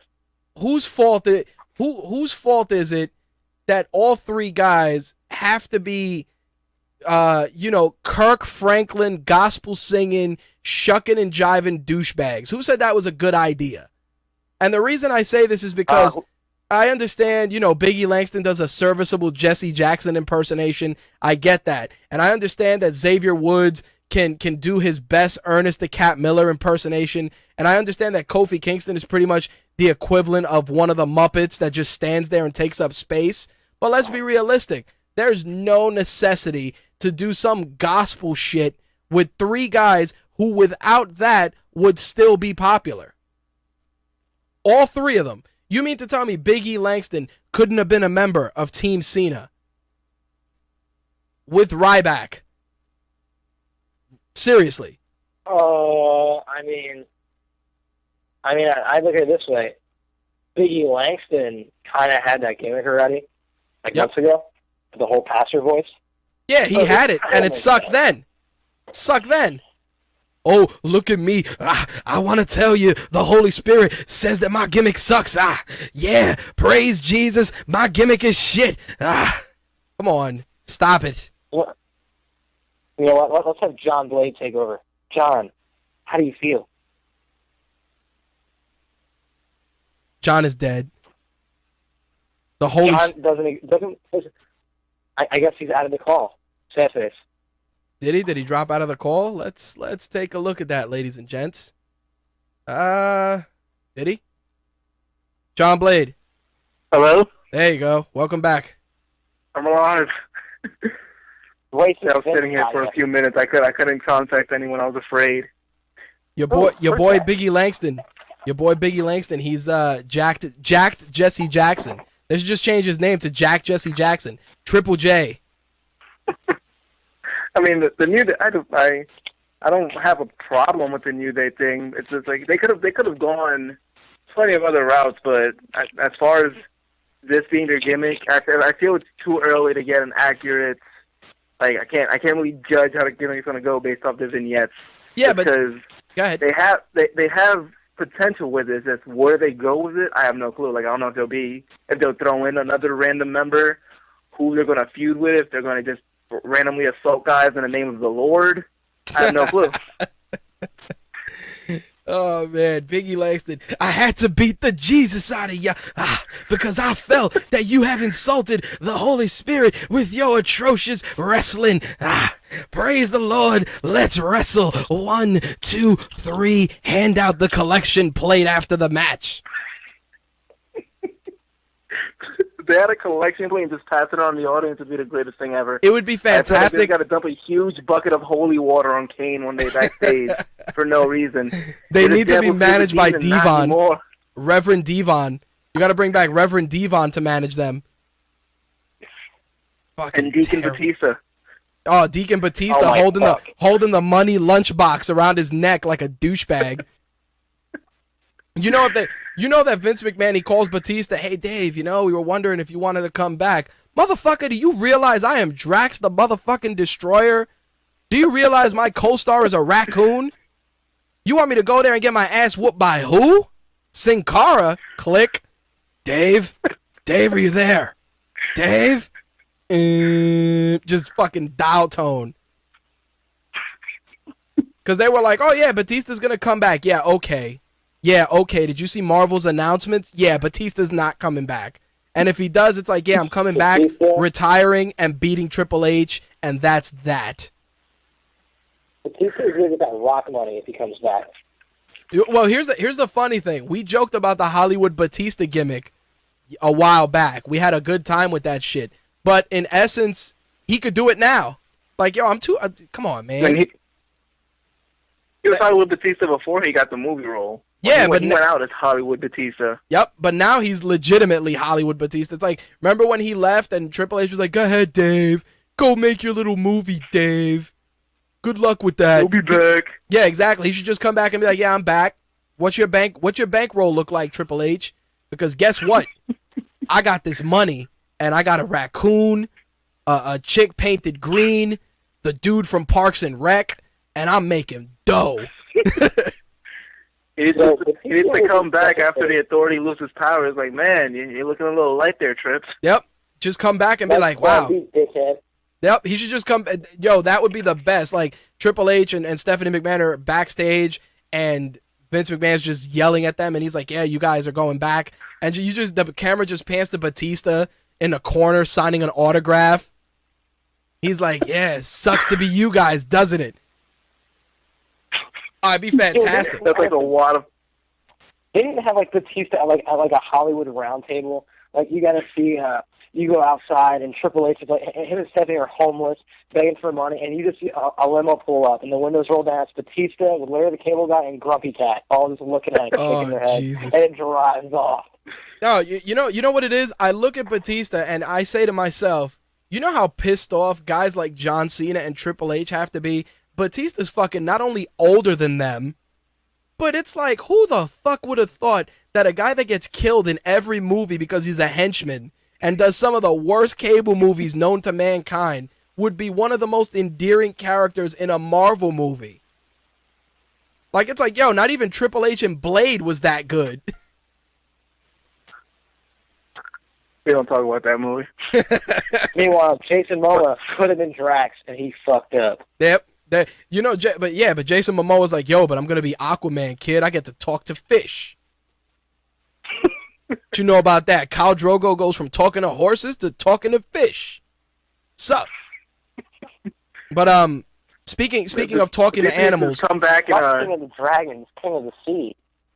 yeah, well, there you go. But speaking of animals, I got to talk about the potential and possible pre-show match between Adam Rose and the Bunny. And the reason I say this is because Adam Rose and Tyson Kidd was not only a shitty match, but it was angle advancement for a fucking stuffed animal. I just want to mention that had the most angle advancement of any other match on the Survivor Series card. Sad but true. Well, you want to know what's more sad? That Bray Wyatt came in with the Wyatt family, was the breakout star, yet the guy who was his lumbering douchebag number 2 got a belt before he did. That's just fucking heartbreaking. Yeah, because Bray Wyatt fucking sucks, yo. Holy shit. Yeah. Quark just crashed the internet quicker than Kim Kardashian's naked picture. This is a very Yeah, exclusive. true. You have to listen to the show to hear There this. you go. No, Bray... let me give a quick snippet. Uh-oh. He sucks dick. Oh, That is all Jesus. about tonight. There you go. No, we have Yeah. we have a pretty good argument about this. All It's right. pretty good. I mean, You know what? John got nothing to say. You know what I mean? John sits the foot back, eating Cheetos, because he knows I'm right. But whatever. you're not right, but It's hey. okay. Here's the No, thing. okay, you know what? Fuck that. No, because we didn't. No, stop. I'm going to tell you why Bray Wyatt. Motherfucker, whose show are you on Because telling them to stop? I'm going to tell you. I'm going to tell you. Okay? Okay? You in my house. Yes. Slow that roll. Yes, sir. Proceed. Oh, no, it's just one of those things where I feel as if Bray Wyatt it's been like almost 2 years, I think maybe 2 years. A year? I don't know, a year and a half since he's debuted, and I just see nothing from this guy. Meanwhile, we got Luke Harper, which I think the belt, great. He deserves it. He's a fucking workhorse, and he's one of the best big guys, if not the best big guy in the business. Meanwhile, we got Bray Wyatt bringing down Dean Ambrose, brings down everyone he's feuding with. Wow, Honestly, that is what does he do? that is What insane. That's Sami Zayn? No, Sami Zayn's not on the card. No. I wish he was. To not waste my fucking time. No. Here, but to not spoil the buried show for you guys, what Quark is saying is that he feels that Bray Wyatt is not worth all the hype. I'm gonna sum it up that way. He's not. Now, if you He's guys not. disagree, That's actually how I feel. if you guys disagree, feel free to reach out to Quark at QuarkMTR on Twitter. because Please. I hold no responsibility for what happens. But I will say this. Hashtag fuck you, Quark. I will say this. I do feel that Dean Ambrose is gonna come out better off from this feud with Bray Wyatt, and the reason I say that is because we're seeing some more character development for Dean Ambrose. It's not just him twitching around like a fucking lunatic, which again, it's great that that's part of his gimmick, but you need to flesh out that character a little bit more. Agree? No? Fuck him. Yeah, I mean, I'm kidding. Who are we talking about? I think after Bray and Dean are both gonna benefit from this feud. It's gonna bring out a little bit out of both of them because it'll having Dean Ambrose. Bray Wyatt can't use his usual. I'm gonna get inside your head and convert you because Dean Ambrose is already a fucking psychopath. So I mean, he's gonna have to add something to his arsenal to progress the feud. And Dean, like you said, you're gonna see more of Dean besides him popping up with hot dog carts, surprising people.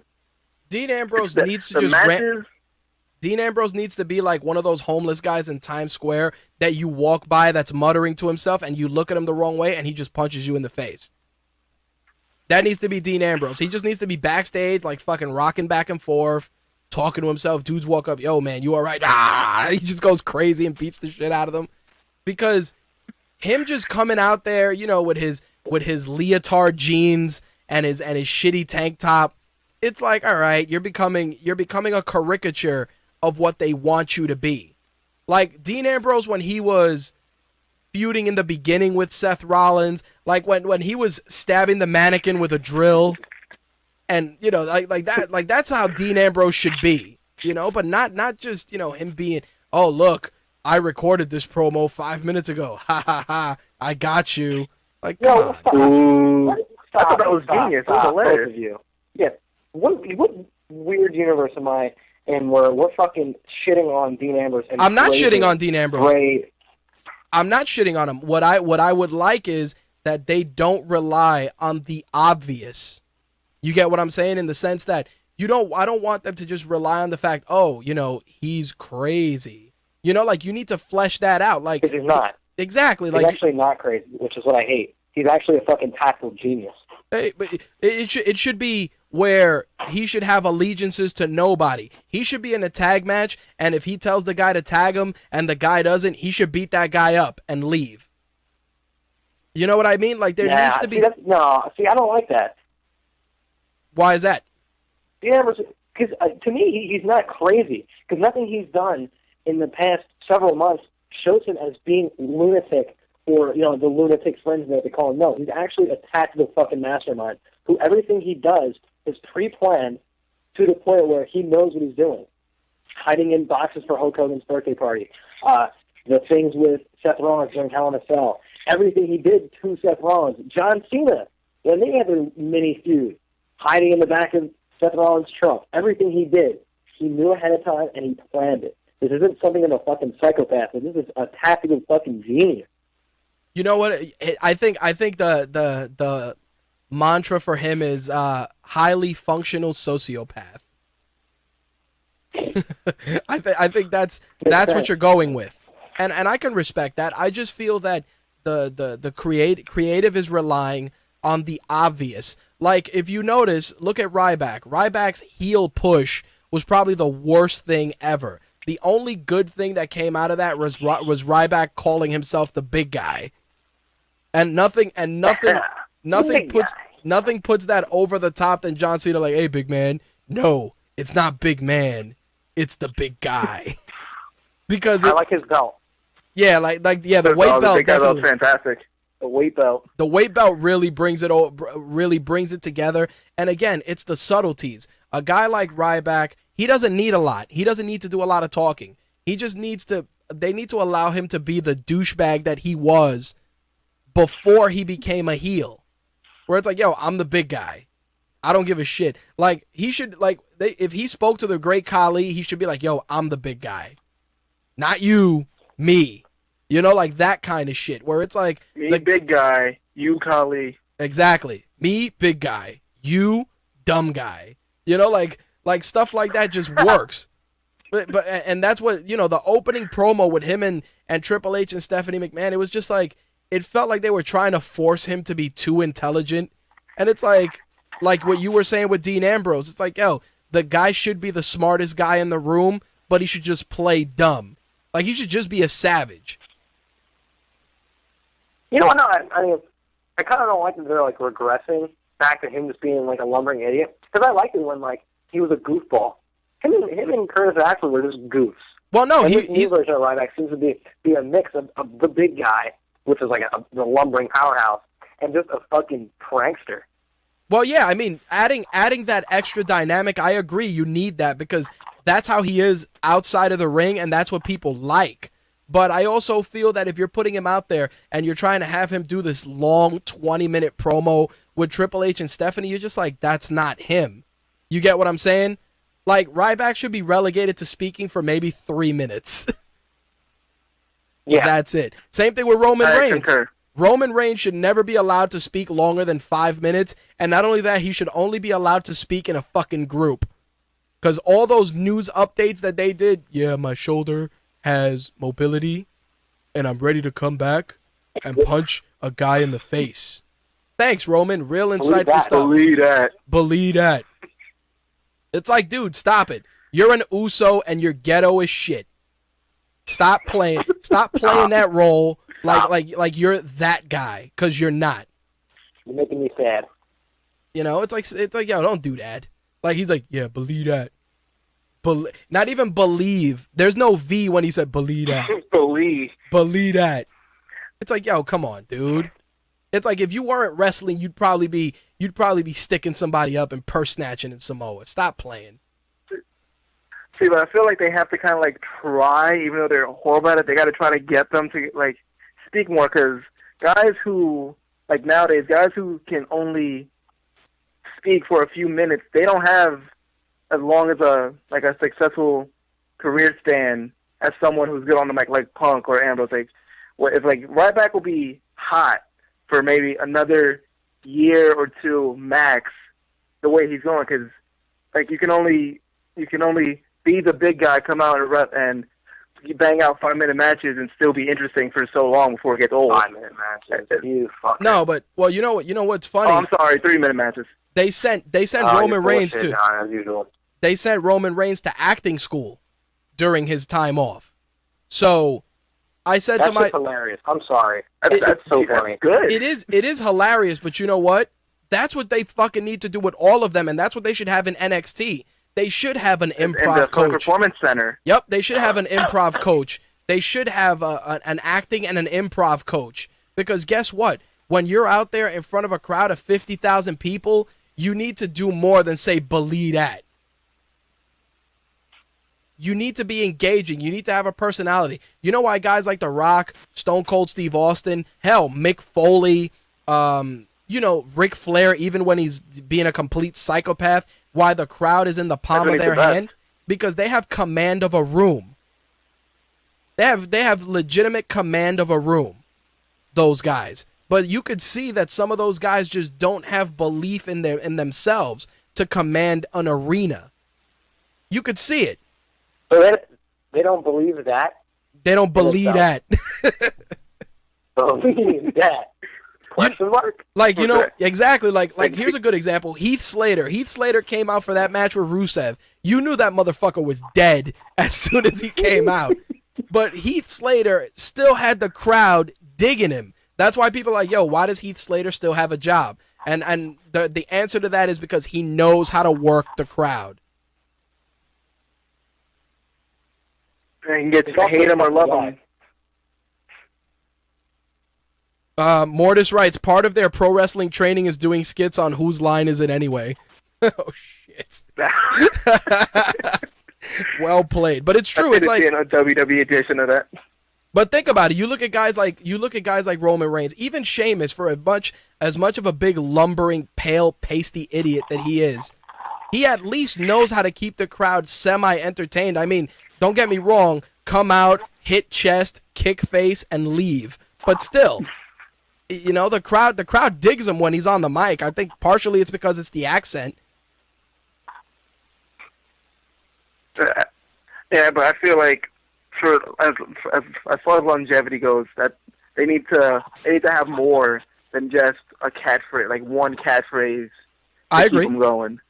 I agree. I can understand why they try to have Ryback. Yeah, go out there and cut a promo. And it's like, you're not going to get better at it unless you go out there and do it. Right. So, clearly, you didn't watch the multiple backstage segments with him, Kurt Angle, and any of them. Oh, his backstage segments were legit. Being interviewed. But he was also real natural. Ryback was fantastic. He was real natural in that. Wasn't much. No, what I was going to say was he was real natural in that, but I'll be honest, I think he was natural because he didn't give a fuck. He's like, yo, we're going to go out there and do the job anyway, so I might as well just be me. Yeah, I wouldn't compare like a backstage segment to a promo in the ring with somebody. I think it's like two completely different things. Like, it's a backstage thing. Yeah, just go out there, say some shit. When you're in the middle of a ring with the Authority or John Cena, you got to try to keep the crowd going. I don't think that's something they can do. And no one can keep up with Triple H. He's just the king of kings, literally. The king of kings. The fucking 99, baby. The promo of promos. Backstage. Win the crowd over with just $9.99. I don't know if you saw, John, the little promo a couple weeks ago between him and The Rock. Legendary. Oh, dude, it was fantastic. That was Beautiful. good. But you know what that was? That was, and I've said this about Triple H a dozen times. Triple H is a good wrestler. He's a good talker. But the only time you see the best out of Triple H is when he's alongside somebody better than him. Because him cutting that promo with Ryback was fucking cringeworthy. That was like me trying to cut a promo on a toddler. It just didn't work. Because that's not the right guy. Like, that's the thing. Like, Triple H works with guys that are on that level. That's why guys like Ryback, yo, he should take improv.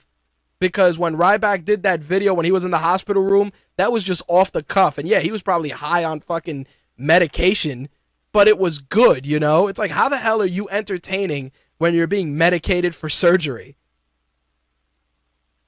I mean, some of the best promos we've had in hospital beds. Think of Mick Foley and Vince McMahon.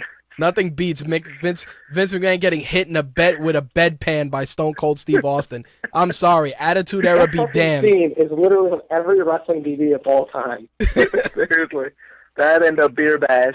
This is true. Like, that's the Attitude Era, the bedpan and the beer bash. That's the Attitude Era in a nutshell. Well, I wanna bring it full circle. I wanna talk about the Divas division because that division is a complete disarray because it's almost like they forced the Brie Bella, Nikki Bella feud into the big picture of the division, and then all the other divas have just fallen by the wayside. It's like, yo, Natalia, who's that?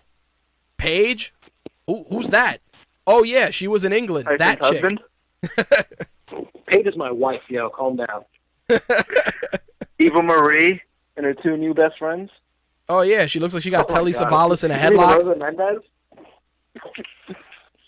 Yo, Rosa Mendez, new Fandango on the pre-show. Come on. Gotta be ready for that. The pre-show is going to be the highlight of Survivor Series. Fandango's gonna come out with new sequin pants. And Paul Heyman. Rosa Mendez trying to keep up with the God. And Fandango. I will say this, and this will kind of just bring Raw full circle to close it out. It almost felt like by the time 10:57 rolled around, I said, can you just hit Ryback's music, please? Like, I was begging for that shit to be over because I'm just like, he's going to join. Like I said, the only thing that surprised me was the whole Eric Rowan thing, and that's only because his videos and his interactions, I'm like, all right, he's stalking Renee Young. Great. Now what? Grumpy Cat. Grumpy Cat. Good times. Grumpy Cat, John. Get it right. My legitimate beef with that segment was no contract was signed. This is true. No contract. No contract. I will say this. Okay, I will say this before I get into the wrestling news for the week. One of the stipulations for that match should be that somebody takes Kane to get a shape up.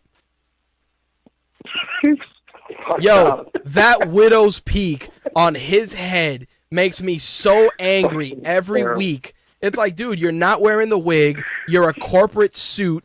So why can't you get a corporate haircut? Can somebody line that motherfucker up? It's $5 at the barbershop. Somebody take his big lumbering ass and get him a number one. Clean that shit up. Yo, every week I just look and I'm like, yo, shape that shit up. It's terrible. And it's all uneven and shit. He's looking like Eddie Munster. Yo, it is fucking horrible, yo. It's like, yo, shape up on a pole match. Number one. See no evil, see no hairline. See no hairline. It's not even that. It's like see no evil, see no shape up, see no barber. It's absurd, yo. I watch him every week and I go, all right, you're supposed to have a corporate haircut like Triple H. You always see Triple H got a good lineup. Somebody shapes him up before he goes out. He's on that GSP level hairline. And Kane's hairline is just sloppy, dude. Looks like a mop, like a wet rat. I'm like, yo, somebody help this dude out. Anybody. It's like, yo, how does John Cena and his G.I. Joe haircut look better than Kane? Yeah, it's 2 weeks away from like a shoe throw. Dude, it's terrible. It's like, yo, get that fucking guy to a barber. Somebody. Anybody. I never noticed because when Kane's on TV, I switched to Nitro. You switched to the WWE Network's pre-taped programming. But seriously, it's like, yo, watch every episode of Raw, and that Widow's Peak just sticks out. It looks like that helmet that Ming the Merciless wore in Flash Gordon. I'm like, yo, hairline, fix it. Fix that shit, please. Jesus fucking God. I'm serious. I mean, people are going to be like, yo, Rich, you're wilding out when you're talking about Kane's hairline because it is distracting as fuck. It's like, yo, as a man, yo, get a number one. Get a haircut, please. I'm begging you. That should be a stipulation. As soon as that match is over, fucking Brutus the Barber Beefcake comes out on a... You gotta pull out the barber chair. Brutus Beefcake comes out on a walker with a pair of trimmers and gives him a shape-up. Just Kane, just unconscious getting a shape-up. Not even shaving his head, just a shape-up. He wakes up, he sees his hairline is all lined up, he just starts screaming, runs away, never to be seen again. With a towel over his head. That's it. Motherfucker looks like a Republican national candidate. Fucking terrible, dude. It's like, yo, help this fucking guy. Anybody, please. Like, I understand he's supposed to be a monster, but dude, even fucking Gossamer and on the Bugs Bunny cartoons had a decent shape up. Big fucking lumbering, unshapen asshole he is. Fucking terrible, dude. Eddie Munster, giant lumbering, slow ass Eddie Munster. But I digress. Let's get into the other wrestling news for the week. Pro Wrestling Illustrated put out their annual top 50 female wrestlers list, and I wanted to share the top 10 with you guys because I definitely want to see if people are going to agree. The number 10 top female wrestler was Charlotte. Agree? Disagree? Fuck that. I don't agree either. No. Fine. I have no problem. The figure eight's great, yeah. What? Actually, I can't. Yeah, I'm fine with Top that. 10 in the world. Yep. Fuck out of here, Charlotte. Yep. No. According to Pro Wrestling Illustrated. Get out. Well, you're gonna love this, Quark. Number 9. Charlotte's that bad of a wrestler. Number 9 was I'm not saying Natalia. she's bad, but she's not number 10. Yeah, but Natalia was number 9. What the fuck? Okay, curiosity, you know what number 11 is at least? No, I only got the 10. The top 10 were released. I think because they want people to pick up the magazine. Before you go on, how many WWE divas on this list? 1, 2. On just the top 10. In the top 10, 1, 2, 4. 4 out of 10. Interesting. Keep going. Number 8 was women's wrestler Courtney Rush, which is surprisingly solid. Number 7 was Eva Lise, who you could see on Lucha Underground, and she should be higher. And even though WWE cut her loose because they said she was a bit of a head case, yo, she is no joke in the ring. No joke. Definitely look her up. Number 6 was Angelina Love. 6 was Angelina Love. 5 was I haven't watched TNA enough to make a judgment on that. She could have probably been lower on the list, and I have my reasons for that. Number 5. Wait. Go ahead, Quark. I have to shit. No, Angelina is Angelina Love the taller one? Yeah, she's the taller one with all the really terrible tattoos. God, fuck her. Oh, God. Number anyway, 5 was... I fucking hate Angelina Love. Number 5 was Lufisto, who I've only seen wrestle once. Cheerleader Melissa was number 4, and she should have been higher because she's fucking awesome. Number 3 was Gail Kim. Number 2 was AJ. Number 1, who do you think number 1 is? I'll take it to Quark first. Very good. Paige is number 1. I disagree, but whatever. How so? Why don't you agree with their list? Just out of curiosity. I think AJ should be number 1. I can agree with that. What about you, Blade? You agree? Just flip the 2. Number 1, I'd put maybe even not as number 1, but I'd definitely put AJ above Paige in the top 3. Yeah, I definitely think I would have ranked Actually? Natalia high. I would have ranked Charlotte higher too. I don't think Crazy, yo. You're actually insane. Who? Me or Quark? I mean, me or Blade? You were going to put Charlotte higher up. I would have put Charlotte. Good. I would have put really Charlotte good. higher up. So Charlotte. she's fucking good, but you're going to say she's good, but you're going to put her even higher. I would have probably put Charlotte at least at number 6. Where would you put Natalia then? I would put Natalia at number 7 or at number 8. So you're telling me Charlotte is a better wrestler than Natalia? No, I think I'm they're just saying she did beat Natalia in a pay-per-view. no. Just saying. Well, besides that, I think that their wrestling is Natalia doesn't wrestle enough for us to appreciate her ability. You get what I'm saying? So it's like these are Divas of the Year, right? yeah, these are the top 50. Well, their list is the top 50, but it's the top 50 female wrestlers for the year. So think about it. Natalia's matches have been nothing but. Oh. You get what I'm saying? Okay, I thought it was overall. Yeah. Okay. Well, then with that, then I would definitely put Paige at number 1. Yeah. I mean, see, Paige has kind of been a focal point of the division. I would have probably been more upset if they would have put Nikki Bella in that list. You know? Actually, I want to know where Alicia Fox is. Alicia Fox, I'd love to see the top 50. If I could find it, I'll share it on the fan People can page. talk that shit, but she has definitely improved this year. She has improved. The only problem is that WWE's usage of their divas is piss poor. I think the divas get better usage on NXT than they do on regular television. Everyone gets better usage on NXT in every category. This is true. Even the except refs. for John Cena.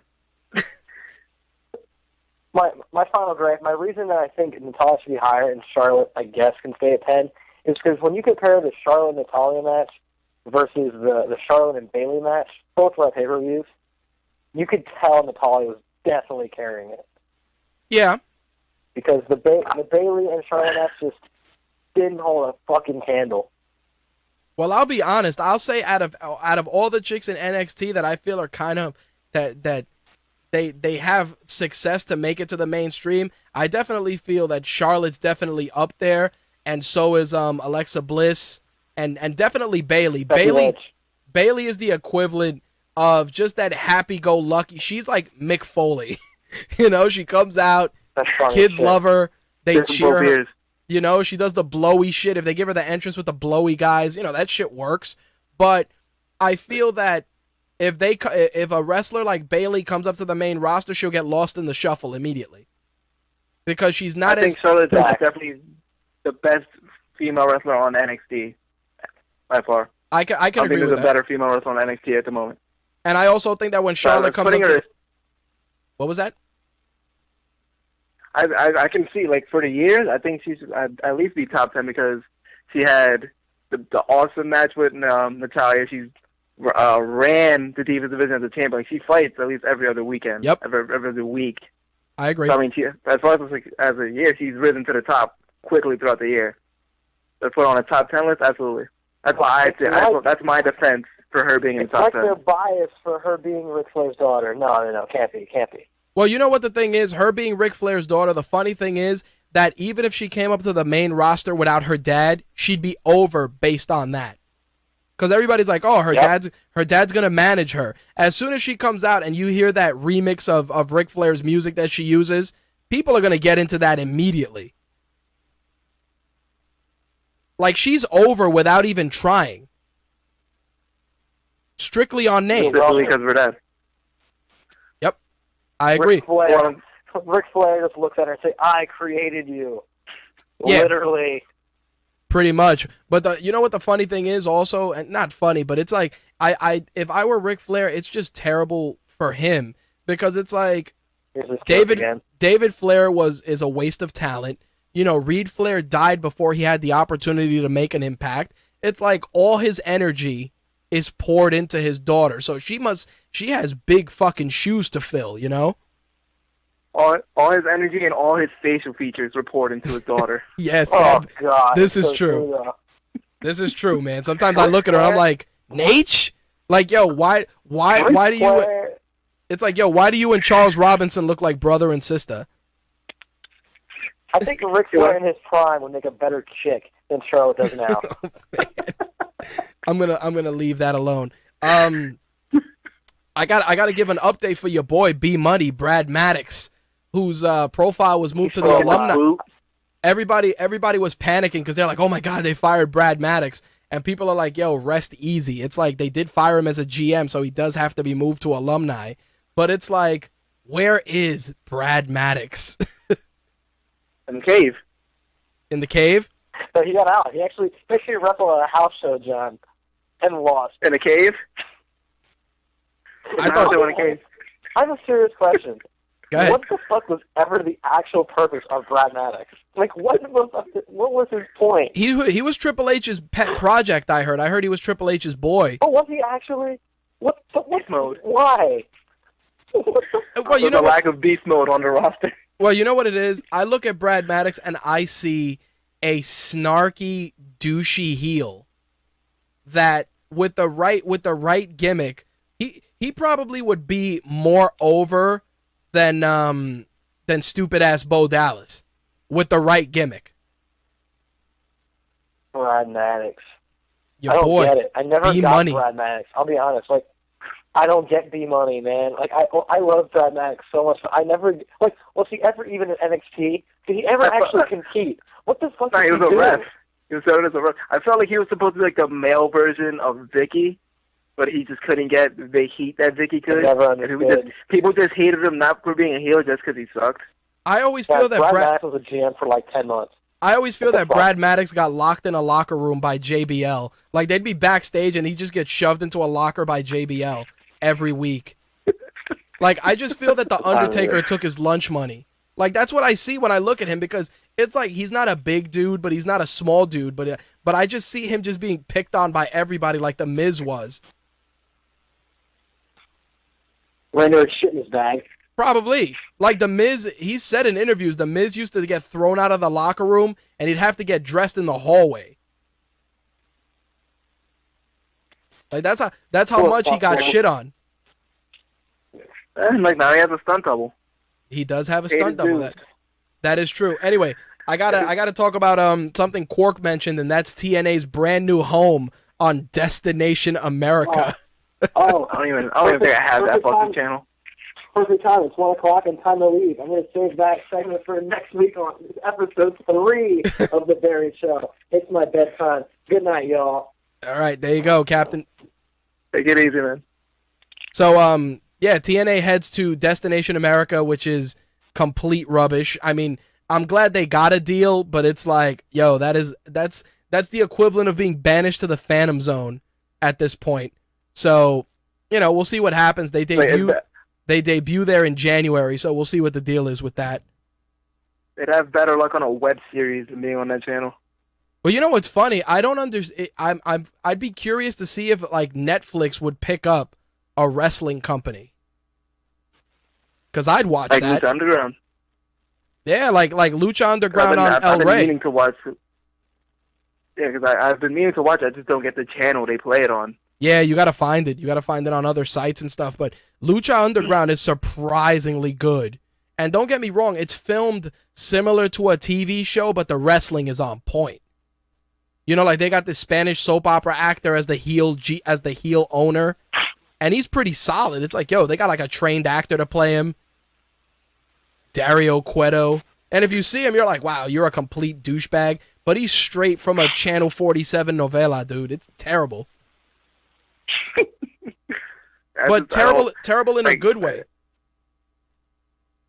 Plus, allegedly, they're going to be getting Alberto Del Rio in 2015. Ooh, So- TNA. Allegedly, TNA and or Lucha Underground, or both. Who knows? I mean, Lucha Underground just makes the most sense. I feel like with I kind of almost feel bad for TNA getting stuck with that shit deal, because they was actually starting to look good. Yep. TNA was bearable to watch, and it was like, oh, you're starting to get good, and now, yeah, it's too little, too late. Now they got the boot, and I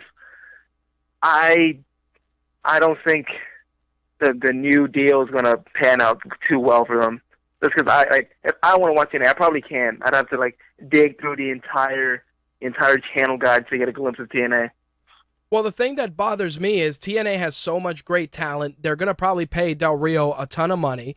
And the worst part is, it's exactly that. It's like you're trying to put a Band-Aid over a bullet hole. It's like Del Rio is a solid performer. Dude, I saw him wrestle on Spanish television, and I was like, yo, why didn't they let you rock like this in WWE? Holy shit. Like, he was pretty solid. He was even, may I say, entertaining.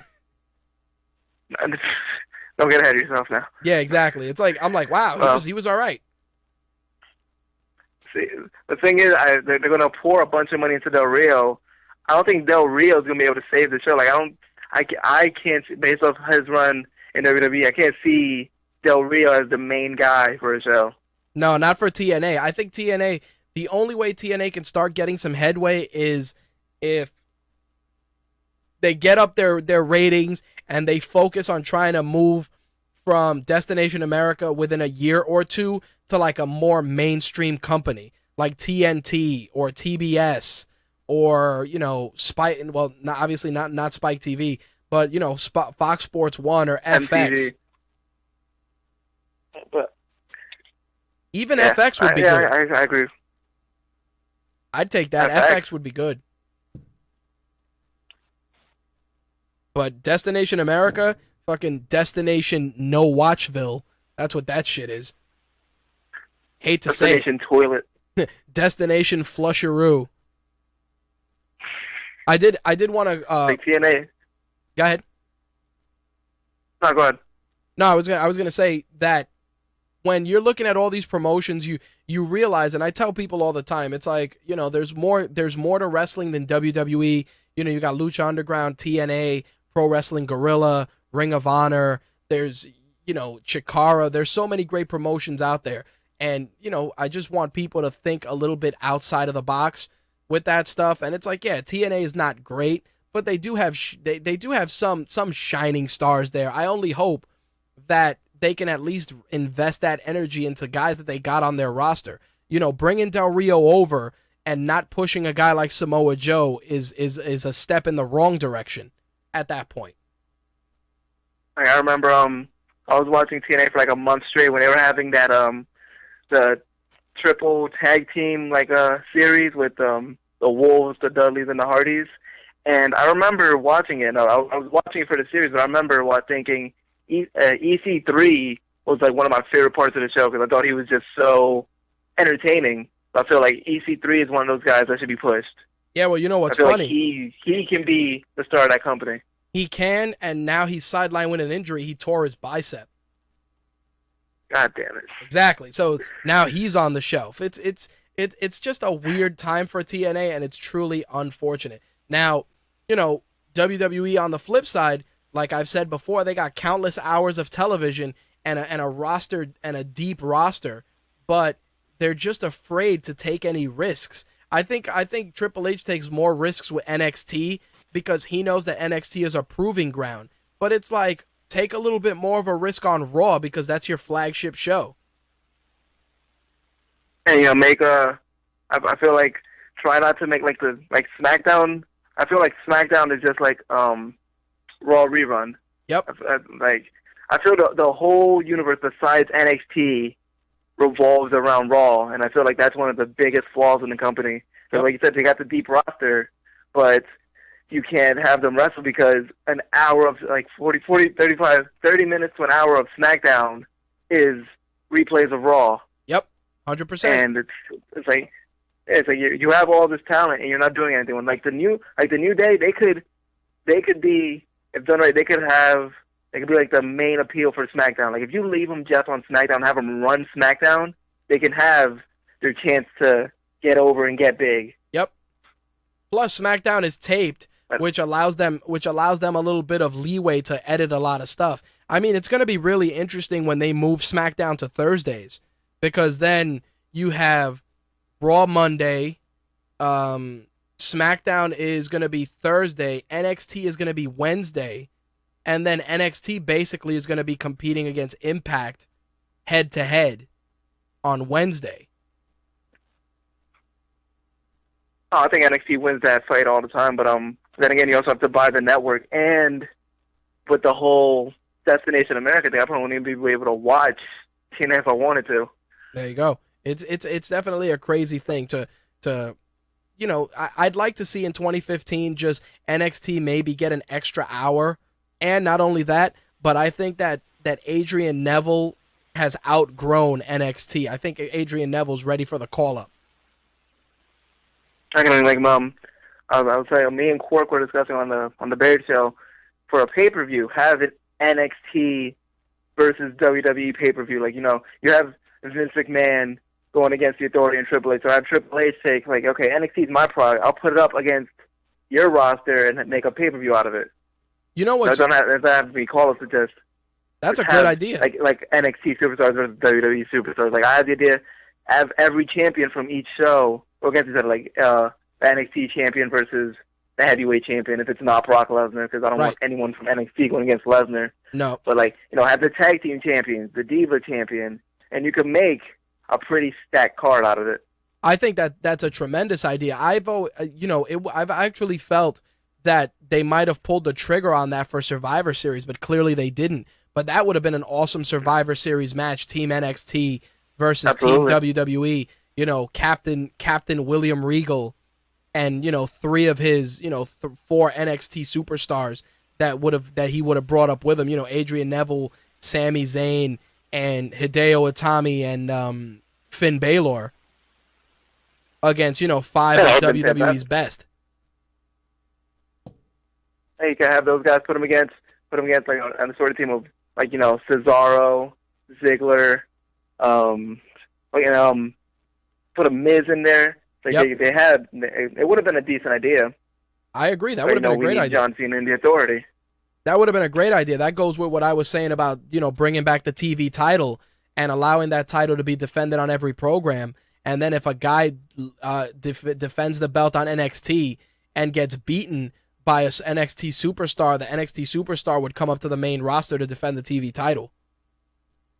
That'd be fantastic. It will also give people a reason to get the network to see the title defended. Exactly, because you defend it on Raw. You tell the champion you're gonna defend the belt. You're gonna have your choice of show, and it's like Raw.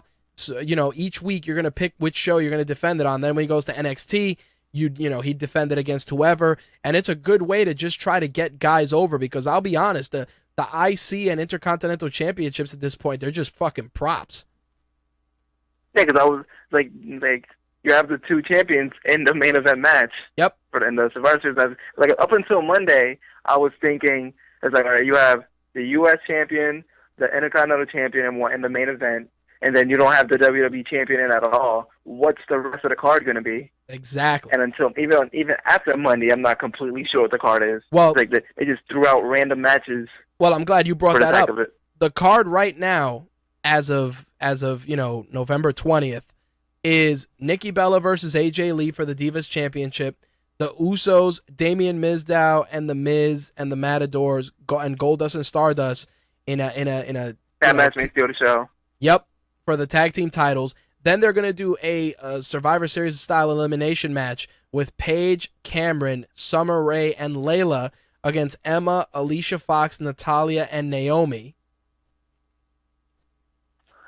Yeah, exactly. And then Bray Wyatt and Dean Ambrose, and then Team Cena versus Team Authority. That, my friend, is your entire Survivor Series card. Now, Quark mentioned, I don't know if there's any truth to this. He's telling me they announced a stipulation that if Team Cena loses, they're all fired? That is correct.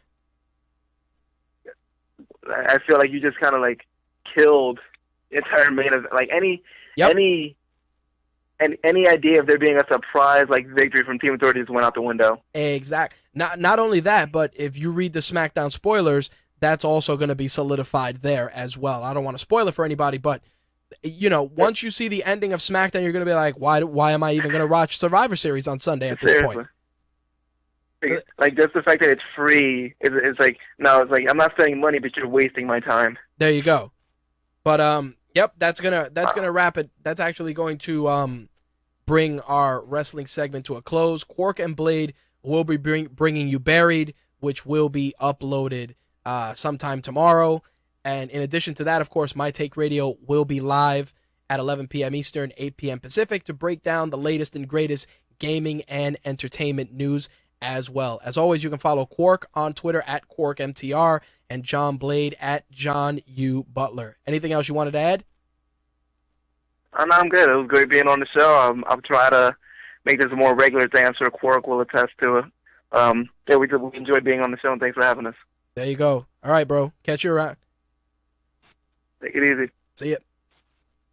Well, there you have it, ladies and gents. Very own Quark and Blade joined us to bring you a brand new installment of My Take Radio. So with that, let us wrap it up. You've just heard My Take Radio episode 255, presented by RageWorks. If you have any questions, concerns, or would like to be a guest on a future episode of My Take Radio, you can email me, mtrhost@mytakeradio.com. You can also find us on Twitter at MyTakeRadio or at official RageWorks, which is, correction. I should just get the official RageWorks as our Twitter handle at this point, but for the time being, it's Rage_Works, but I think I'm going to change it to official RageWorks at this point. But in any event, you can find both those sites on Twitter. Of course, become a fan on Facebook. Add us to your circles on Google+. You can also follow our boards on Pinterest as well. Last but not least, we're always looking for brand new talent for RageWorks. If you're interested in writing for us, drop me a line, rich@rageworks.net. On behalf of myself, Quark, Blade, Andrea, Josh, the Rightist, Ben, Slick, and the rest of the MTR family, I will catch you guys later. Thank you guys for tuning in. As always, we appreciate your support. Peace. I'm rich, biatch! That's all, folks.